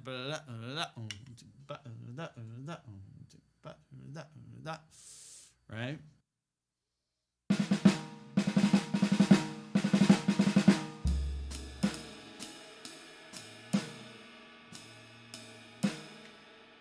I remember why, because it's again like that. Here, I'll stay on the overhead so you can see. So 1 and 2 and right. Has 2 hands, and then you quick it down.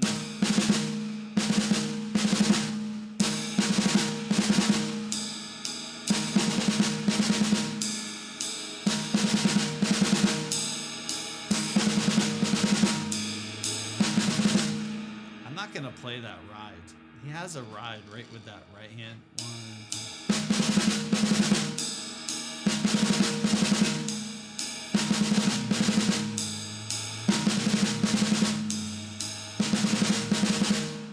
Cool.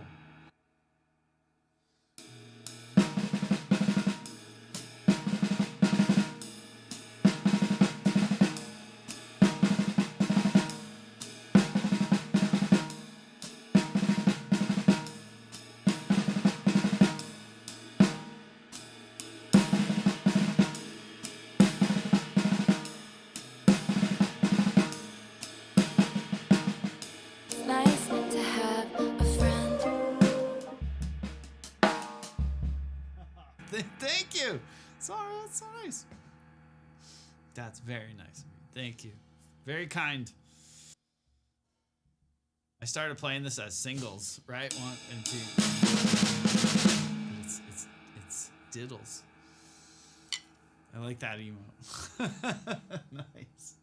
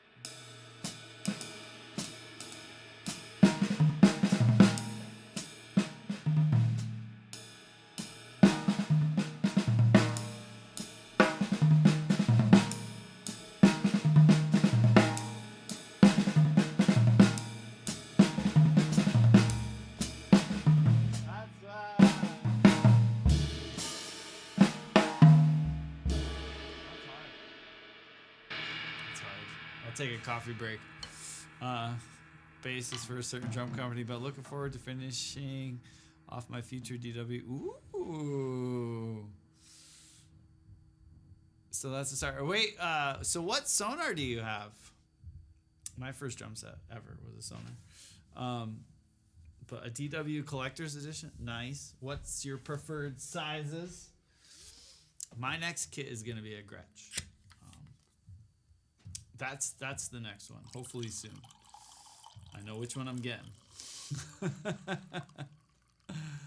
And Stephen, hi. Hold on. A stupid camera. I got it. So I set up the camera in a new position, and yeah, I'm an idiot. I'll put it that way. I can't read chat. I'm a loser, baby. There we go.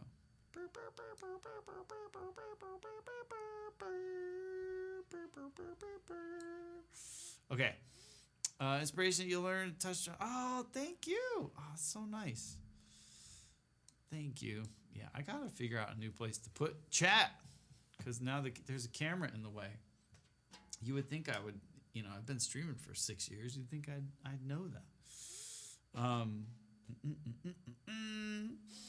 Muscles like, oh. Yeah, sonars are great. I've never had a DW, so I can't speak for them, but they are pretty. What are your thoughts on the Roland acquisition of DW, which in turn is an acquisition of Gretsch too, because DW owns Gretsch pretty much, or Gretsch drums. Curious what your thoughts are. Just standard 12, 13, 16, 22. Yeah. You just need the shell pack. Nice. What did you have a finish that you like? Yeah, Roland Sonar. So I've been to the DW factory a bunch of times out in Oxnard. I used to live in Santa Clarita, and it's, you'll have to look it up when it happened. It was last November, maybe, around the time they announced their like big anniversary, their 50th anniversary. And DW was the last big U.S. made drum manufacturer, and I think wherever the drums are made, that it's, as long as they're good, I could care less. But they were kind of like the last independently owned large drum company, right? Like Ludwig was bought out, God, like a million times. Gretsch, DW bought Gretsch, and DW bought Slingerland. But a lot of like the big companies, were just, they're owned by bigger companies. Like Tama is the Hoshino group, so they own like Ibanez and like all these other things. So, there's like DW was kind of like a big independent drum company, if that makes sense. And Roland bought them, yeah. In November, they were like, yeah, we sold to Roland. But they did this scary, I don't know, this never ends well, right? DW is known for just like, they're crazy, experimenting with like old woods or just new shell ideas. They're kind of known for that, right? Roland, I'm pretty sure DW's been working on some electronic stuff with their acoustic things, so I think it was like Roland was like, let's just, they gave him a lot of money. So now Roland is in charge, but they say DW is going to be able to do what DW does. But I don't know, that's what all the companies that bought like Ludwig back in the day and Gretsch, all those, like, oh, it's cool, you just keep on doing what you're doing. And then a year later, they like move the company and, break it all up and change how stuff's done to save money. But check it out. Do Google it. And just, yeah, it kind of sucks. Like, I have nothing against Roland, but Roland's a big company. Roland's like a big company. So to think that they're just gonna let DW do whatever they want still is kind of like, I don't think that's gonna happen, you know. Max Tone from the 70s, right on. I've never heard of that. Moved from Ireland from Australia, so my acoustic kit is still in Australia. Yeah, so I'm just playing on your TD-15, still pretty solid. Yeah. Yeah, like DW stuff, like it's very well made, you know, and their hardware is top notch. Your first kit was a Max Tone? Right on. Why don't I know what that is? That's kind of cool. Max Tone. I'd have to see the logo maybe. But yeah, so it kind of sucks. But I get it, right? Mr. Lombardi, you know, he's getting old. His kid took over the company. Don's son is like president, and Don just kind of does whatever Don does. I don't know. So I get it. They're kind of like, let's just sell it. Maybe he doesn't want to run it forever like his dad did, because it was his dad's company. So, you know, who knows? Who knows? Max Tone sucks. Oh, that's funny. Prima, hello. Oh, it's good to see you. Cheers. But yeah, my next kit is we're going old school. We're doing the Broadcaster. A 3-ply shell. I've never had a 3-ply shell. So it's that poplar maple round over 30-degree Gretsch with 302 hoops. So I'm very excited. That's going to be the next thing. So we'll see. But cheers, guys. Thanks for hanging out. I know this is like super nerd fest tonight, but I want to do a couple. I'm not even looking at the time. I started late. Oh, we're good. Oh no, you made an oopsie. You wanted to try something with your beard, but ended up shaving it. I've done that before. So I can't use like a beard trimmer because my whiskers are just too thick, you know. And I use like hair clippers, and still it's like, as you get older, your whiskers become like, I don't know, little bamboo shoots. So sometimes I'll like forget to I usually trim it on one, or I'll just use the 0 and I'll just open it up all the way. Sometimes I forget to open it and I'm like, oh. And I always just do it like, I can't cover it up. So it's like, whatever, just super short, right? I'm sorry, man. That sucks. Instant regret. Oh, no. Oh, wait. So, you all accept the stash. So you got, like, are you clean shaven on the side? Like, skin? That's got to feel weird. I haven't had a smooth face in years. It's been a long time. Yeah, rookie. New tax year. Yeah, that's what I gotta. I won't go into business stuff, but yeah, I gotta get some stuff this year. But I gotta do. That's why I haven't gotten it yet, because I gotta pay to get taxes done, and that sucks. But then I'm like, I don't know if I might owe like some money, more than usual next year. So I'm like, I'm waiting, right? I'm waiting on a couple 1099s. But yeah, it's I'd rather get a broadcaster than give the government money, right? Hand-eye uncoordination can be catastrophic. Yes. I don't know. Clean shaven on the sides. Ooh. Does your skin like feel weird?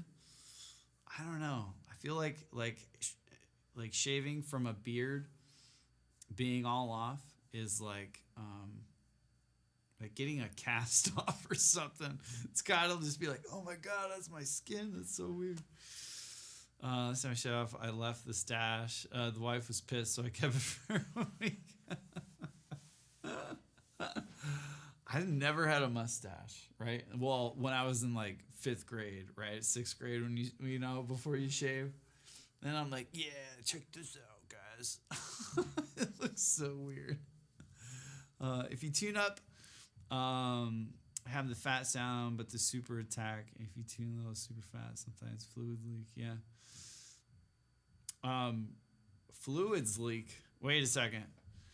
If you tune up the fat sound, but with super attack, if you tune to low, super fat, the fluids leak. It's all good. It's all good, Rock. I feel weird without a beard. Is it cold? That's what I mean. It's got to be like, I don't know. It's got to be chilly. Because beards are cozy, right? When I trim mine real short, I'm like, oh, it's cold. 8-9 months. Whoa, Crucial. Let's go.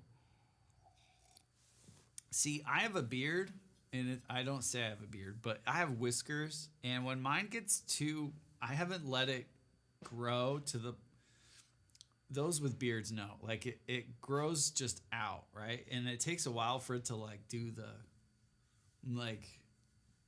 to where it shapes.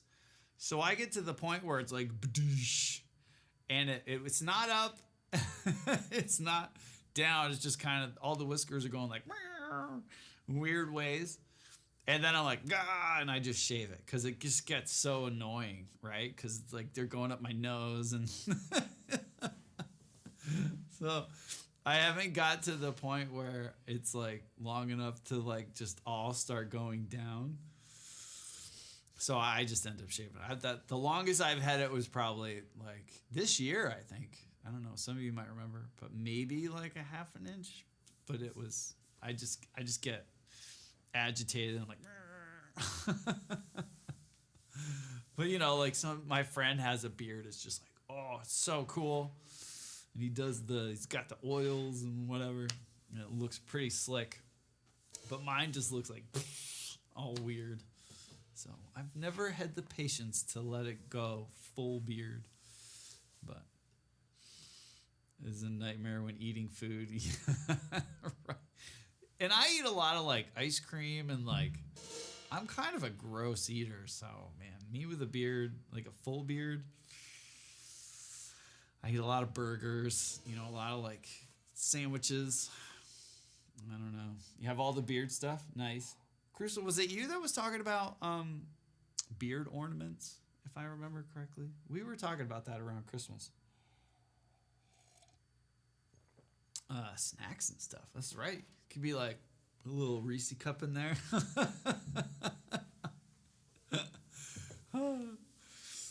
don't know. I don't know if I'll ever grow one out. I don't know. My patience gets all crazy. Maybe if I'm old and when I go full hermit mode, then I'll probably have a beard. When I'm just like, you know, I'm bad now, but man, in like 10 years, I'm going to be like, ugh.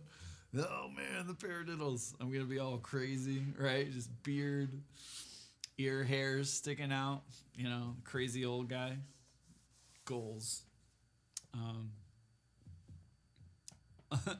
I have uses all for nothing.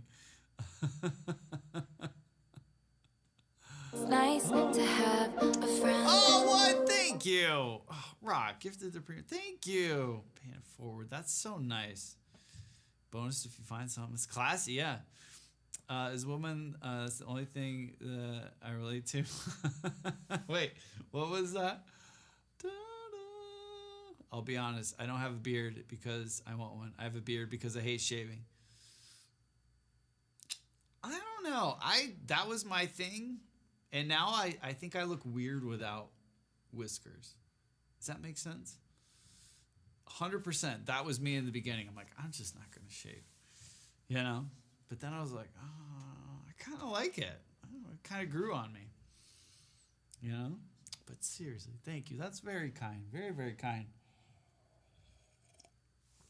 Aw, thank you. Thank you.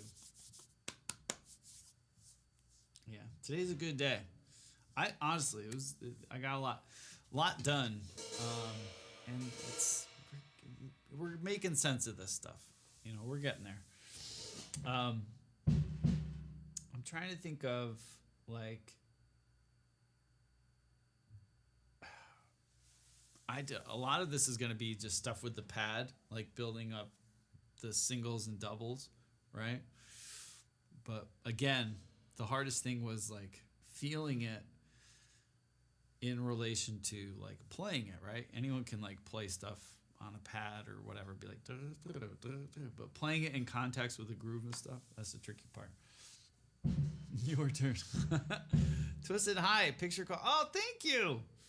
Thank you. Beanies and Beards. It could be a good pub name. Yeah. Oh man, I could go for like a good pub night with some food and good, you know, good beverages. Beverage. Is that how you pluralize it?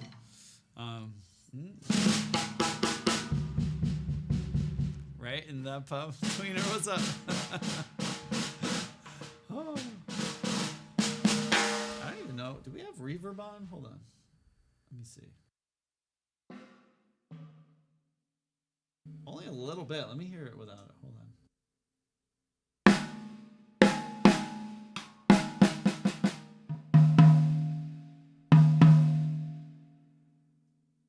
You don't even notice it in this new mic or this new spot.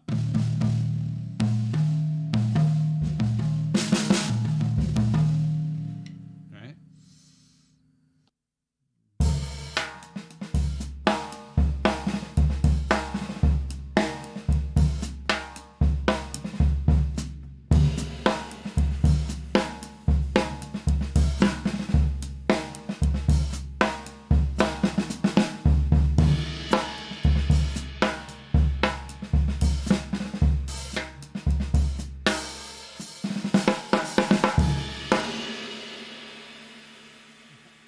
Justin Timberlake.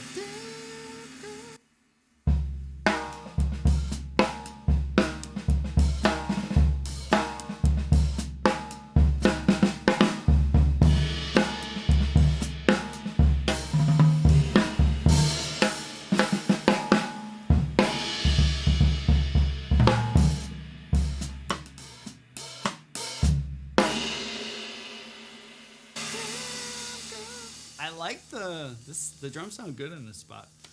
How do you play? I've matched Sonar. I'm a rock like masher basher for like 20 years. And I started playing traditional grip in June, late June. So I'm like forcing myself to get better at it just because it's something like I've always been like, I'll do it later, you know? So if you really want to get it, you just got to kind of do it. And with jazz, I really like how it feels, the timbre of the sticks.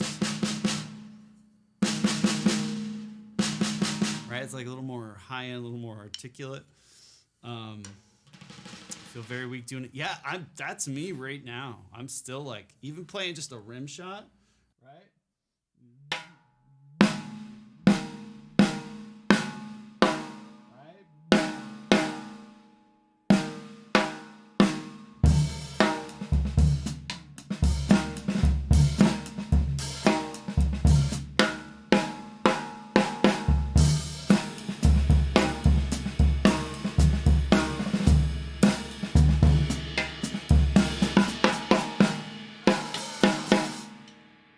This is not the same, but we're getting there. It's way better than it was. I used to go to hit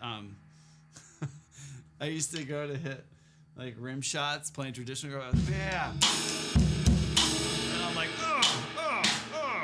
Every time it was like air ball, right? It's like brick.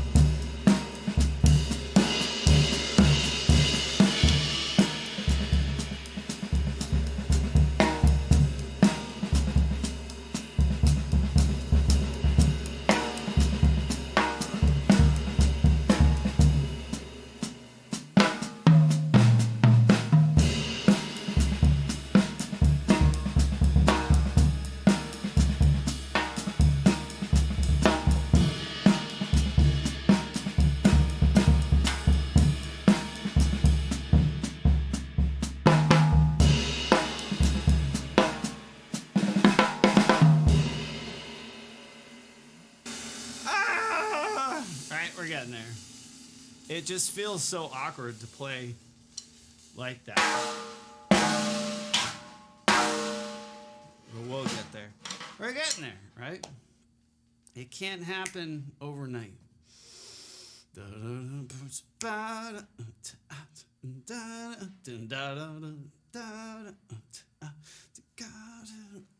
care. Right? Get Bootsy in here. The kick drum does not have a hole. Yeah, here, hold on.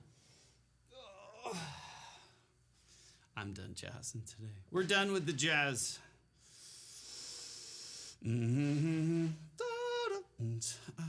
Here, let's see if I can show you. Hold on. They updated the app to the robots, and I don't like that. I wasn't ready for that. They didn't give me a warning, and I'm like, whoa, what's going on here? But here, let's see. So the kick drum does not have a hole in it. There's nothing inside the kick drum. It's wide open. The only thing on the kick is, is this little hanky do, right?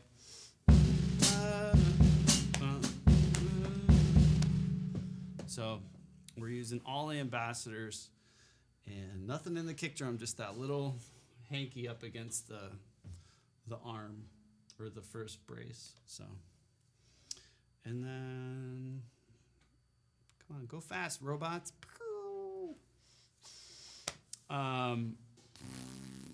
There we go. That's the overhead microphone. Go away, feet. No one wants to see the feet, right? It's gross. Feet are weird. You don't want to see those. Ew, feet. It's gross. There's always that one person, though. It's going to be like, I like the feet. I like to see them.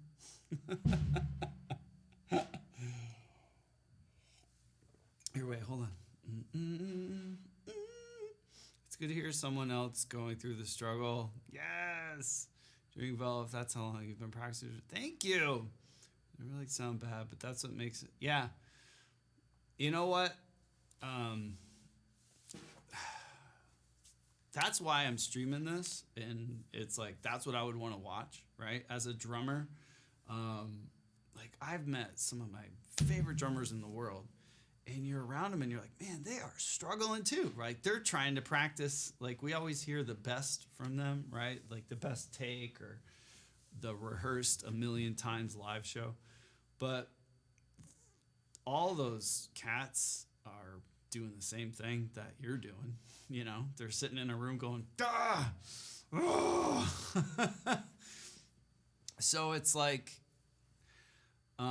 it's humbling for myself to like, cause obviously you don't want to show like you sucking, but at the same time, it's like, it's helping me get better. Just be like, you know, screw it.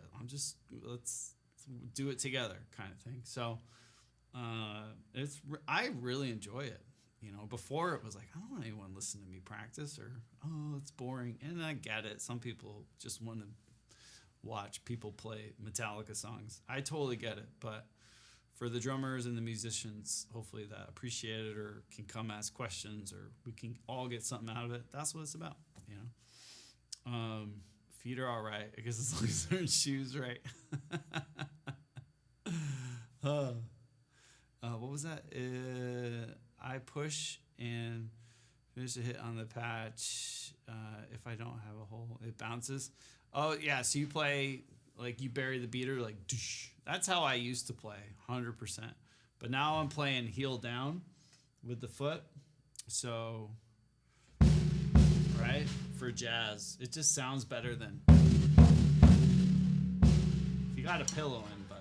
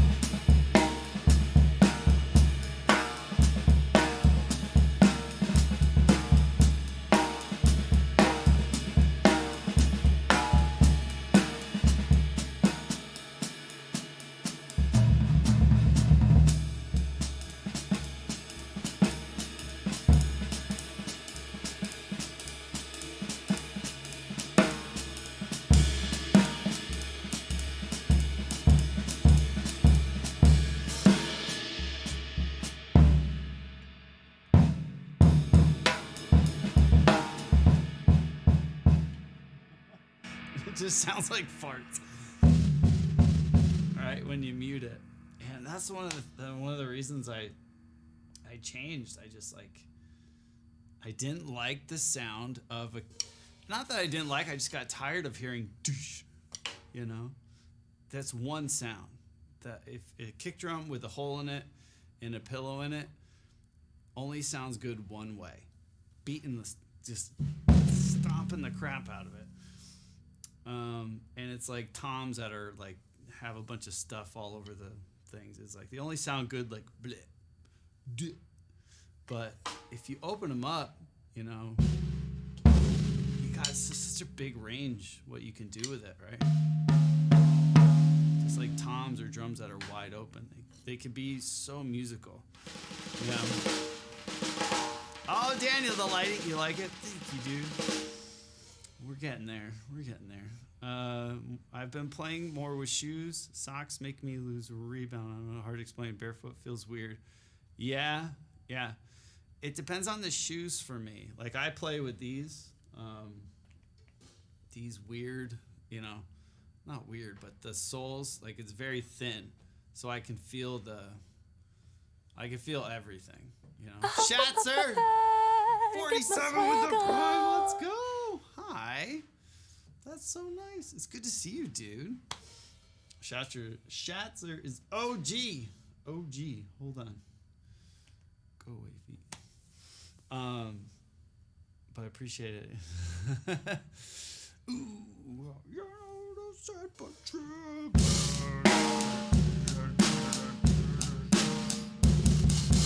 Or something like that. I don't know.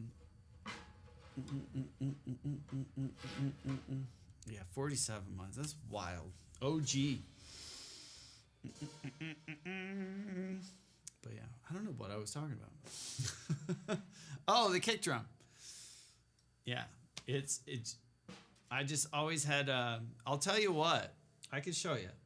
I had a teacher a long time ago. Told me because I was playing like Blink 182 and like fast punk music, like you know, doing that, doing all the slidey goodness, and it is true. But he goes, all right, that's cool that you can do all that. But he said, if I take the spring away, can you play the kick drum? And I was like, what? Take the spring away? Meaning like disconnect the spring, right? I'll show you.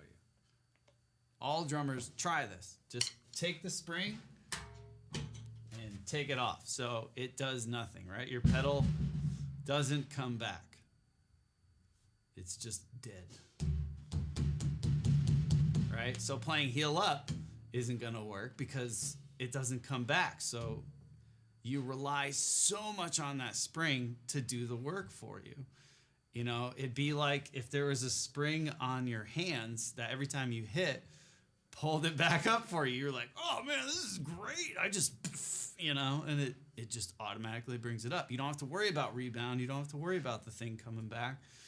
It does it for you. And as we start out, we're like, oh, yeah, that feels nice. So we can get lazy and just stomp it. But if you try this, you know, this pedal's kind of cool, but if you take your normal beater and just rest it on your foot, heel down, and have...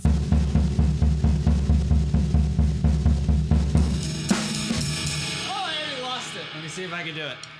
I didn't want to spill the coffee. Let's try it.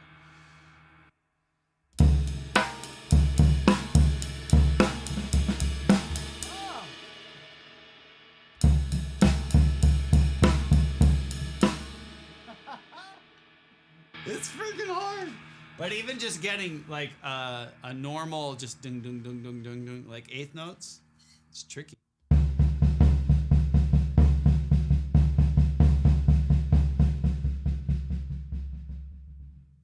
It hurts.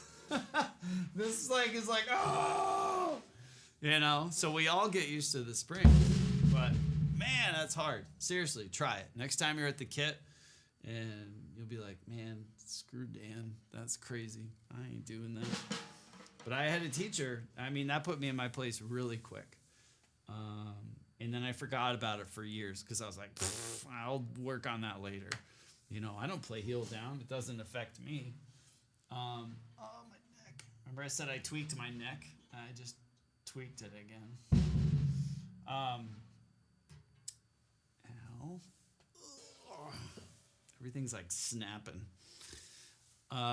So it's one thing like to play heel up and just the kick drum, but try with your heel down and practice playing the beater off the head.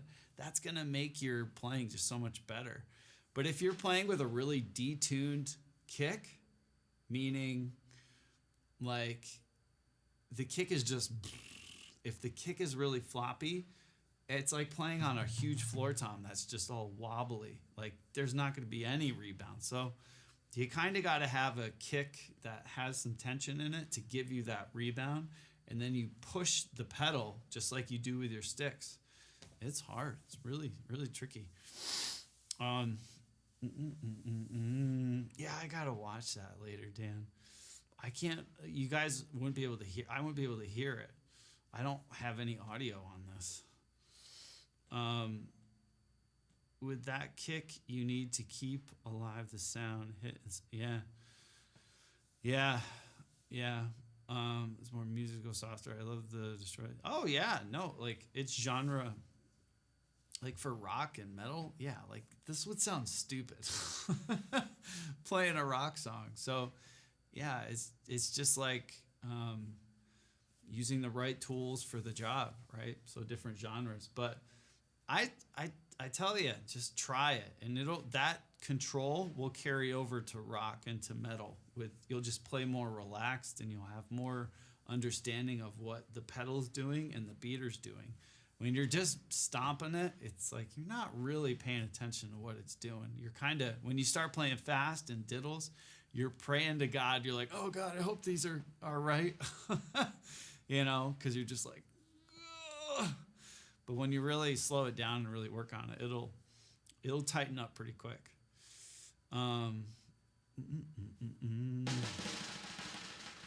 Pet portraits now, right on. Working with people sucks. That's so true. It's so true. Oh, people suck. They really do. Boo. I know all the audio goes through the Mac, and the Mac isn't hooked up right now too, because we're not doing song requests. So, people are the worst. What's up? Meow, 16, hi. Drummond is good. It's good to see you.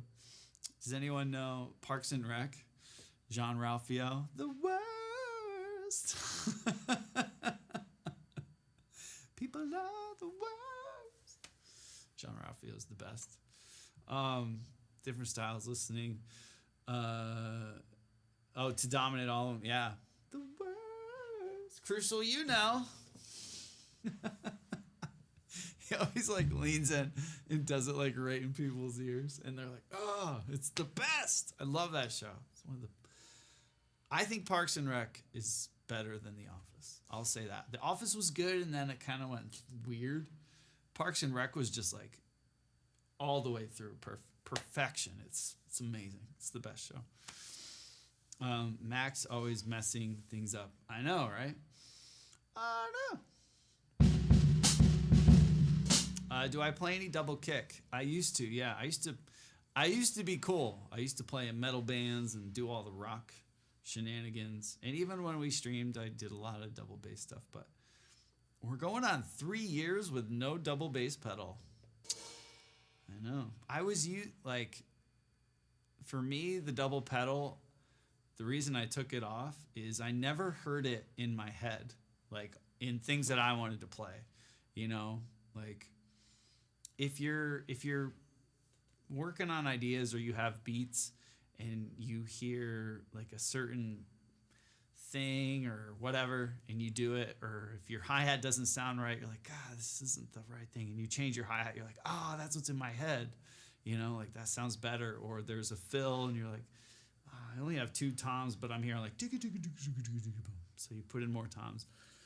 I always played double kick just because I thought I had to, right? I'm like, oh, I guess I need a double pedal and I need to go. I never thought that was a good fill for me. I like when other people do it, but I never wanted to play double bass in beats that I came up with or fill ideas. Like I never heard it. It just was never something I always just did it because I thought I had to. So I took it out and I haven't missed it once. I haven't been able to play something because I didn't have a double pedal. You know, maybe in a couple years I'll start doing some more intricate stuff and I'll be like, I can't do this with just one foot. But that same teacher that showed me take the spring off the thing, he could do anything with one foot, just so it was like, why do you need a double pedal? And I get it, it does even out, and especially like mash and bash stuff, you get that power, but I just don't hear that in my fill ideas, so I took it out. And it's kind of like having the thing with big drum sets and a lot of cymbals and a lot of toms and a lot of snares and all the things is unless you're really, unless you know exactly. Finger gifted a rookie. Big brat finger. Thank you. That's so nice. Thank you. The thing is, like, what I found is, like, especially doing recordings and takes with like different crash cymbals, I would do a take and I'd be like, bam. And I'd feel it one way, and then they'd be like, all right, cool, we're going to do it again. I'll punch you in at the verse. I'm like, all right, cool. And you'd play it, and maybe I would crash over here. But in takes, those crashes, one's going into the next one, right? So you'd have to always hit this. You'd have to be consistent in your playing to really make sure you were doing the right thing. And that got me thinking, and I'm like, I'm just hitting crashes just to hit crashes. I'm not like, this is the crash for this moment in the song musically because I said so, right? I don't play like that. People like Neil Peart, he's the first one that comes to mind. Or, oh man, there's like a bunch of people who play that specific crash in that specific spot every single time because they hear that pitch and that. I don't think that way. Like, if I'm gonna hit a crash, it's more of a feeling. I might hit it here, I might hit it here, who knows? But when I had like 4 crashes up here, I was like, man, I'm like moving all over the place. I don't know. Did the internet just dip? Are we good? Are we good? It might have just dipped. I'm not sure. Let me know. Are we still here? I just got a thing.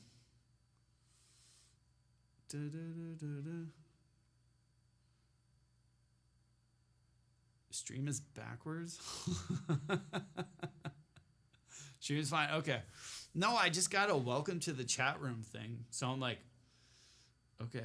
Usually when the internet goes out and comes back, I'm like, oh, all right. But yeah, weird. But so it was like, why I don't need to have all these crashes here. I'm just having them to have them, and I get it. It's cool. It looks cool. It sounds fun. I just don't think like that. So with the double kick, it was like, again, it's like if I can eliminate something, when that double pedal's there, you feel like, oh, I got to use it. I got to use it in this fill because I got it and it's the thing to do. So I was using it just because I'm like, well, it's here. I should. It's cool. But it was never a true inspired idea for me. So I took it out, and my playing tightened up so much without it there because it was a distraction. It's like having 40 splash cymbals over here. You're like getting a slap fight with all the splash cymbals. So it just eliminated a variable, that I wasn't really using. Not necessarily in fast playing, but yeah. No, it's if you enjoy it and it's you hear it and you dig it, then I'm all about it. That's what I mean. I love when double pedal is done right and with just you can tell when you're like, okay, that's their thing. For me, that's just not me. It's just not it was never in my head. Even when I was playing in metal bands, I was like, oh. I just like chilling,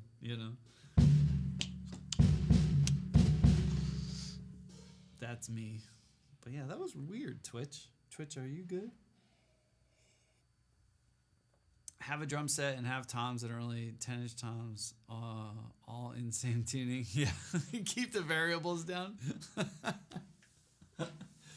But that's like, if I showed you a picture of my drum set in the early 2000s, like when I was touring, doing a bunch of shows, I had a rack system, 4 toms, 4 crashes, ride, hi-hat, 2 splashes, 2 China cymbals.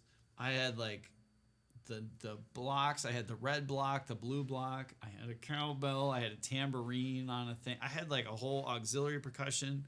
I had the SPDX. I had all the electronic stuff. It was a thing.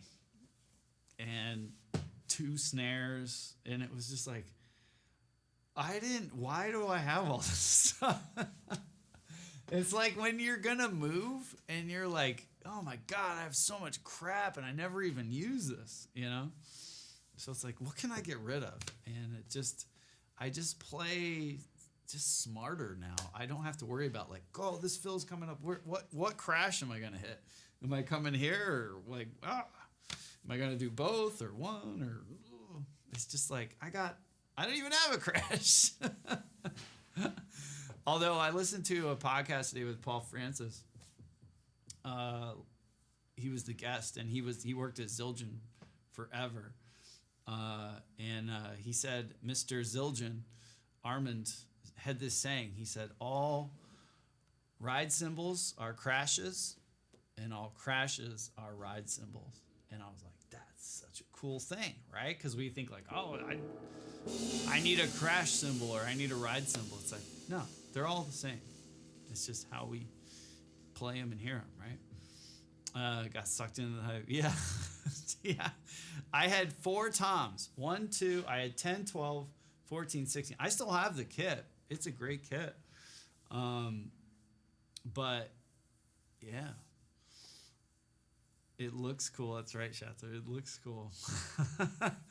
That's the other thing, Sonar. Yeah, setting up a rack system. Oh, the locks and just, yeah, 40 trips from the vehicle to set up a drum set. Now I can do it in one.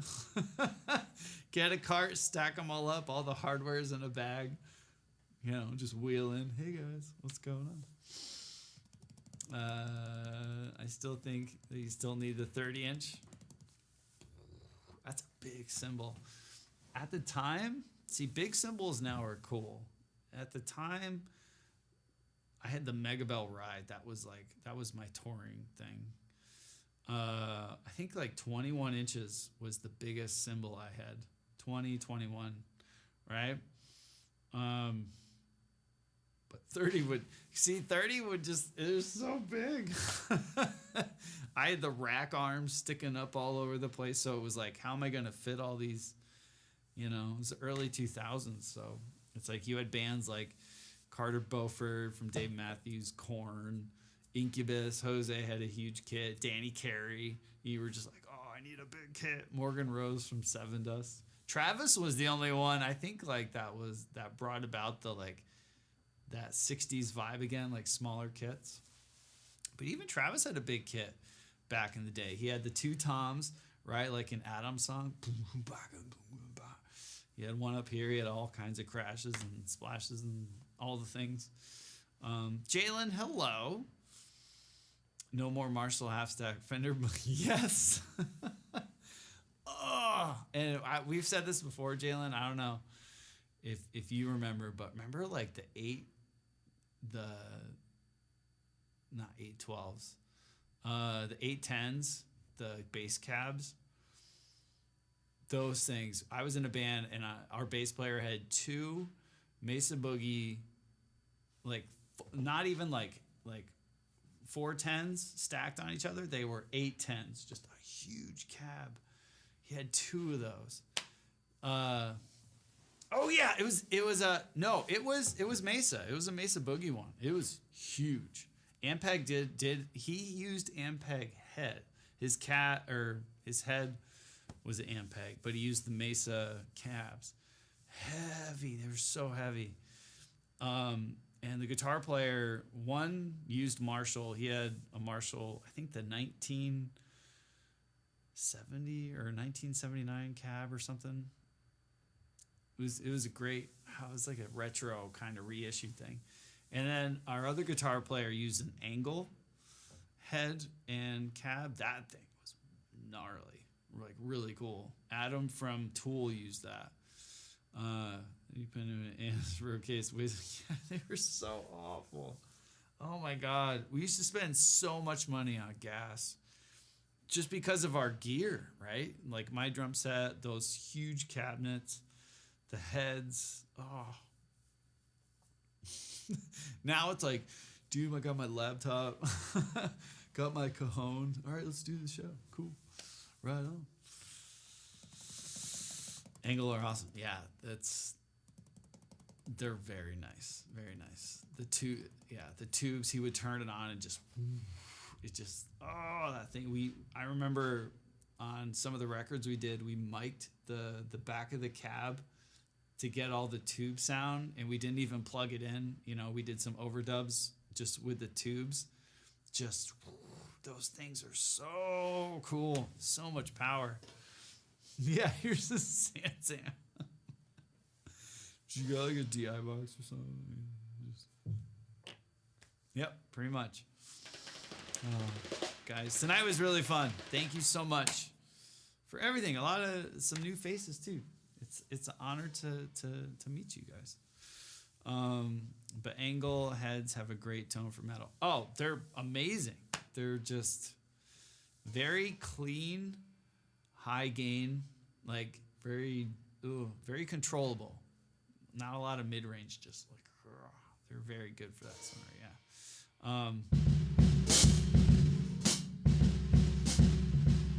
Jalen, thank you.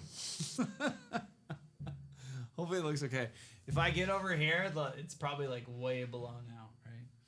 But getting the light to where it gets the kit and me, you know.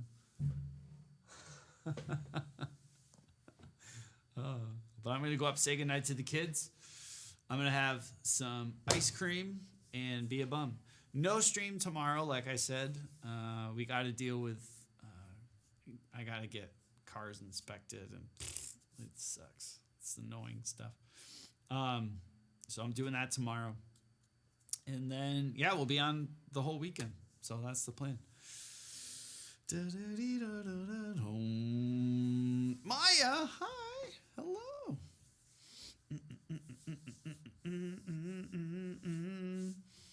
Love the drums. Yeah, I don't hear them. Usually I hear like thumping around. So I think they're all still awake. I can usually hear them, you know. Can we raid Drummer Rick? I don't know who Drummer Rick is. Who's Drummer Rick? Yeah, totally. Is that his name, Dan? Hold on. Drummer Rick. Raid Drummer. It's nice to have a friend. Finger gifted to Maya. Thank you.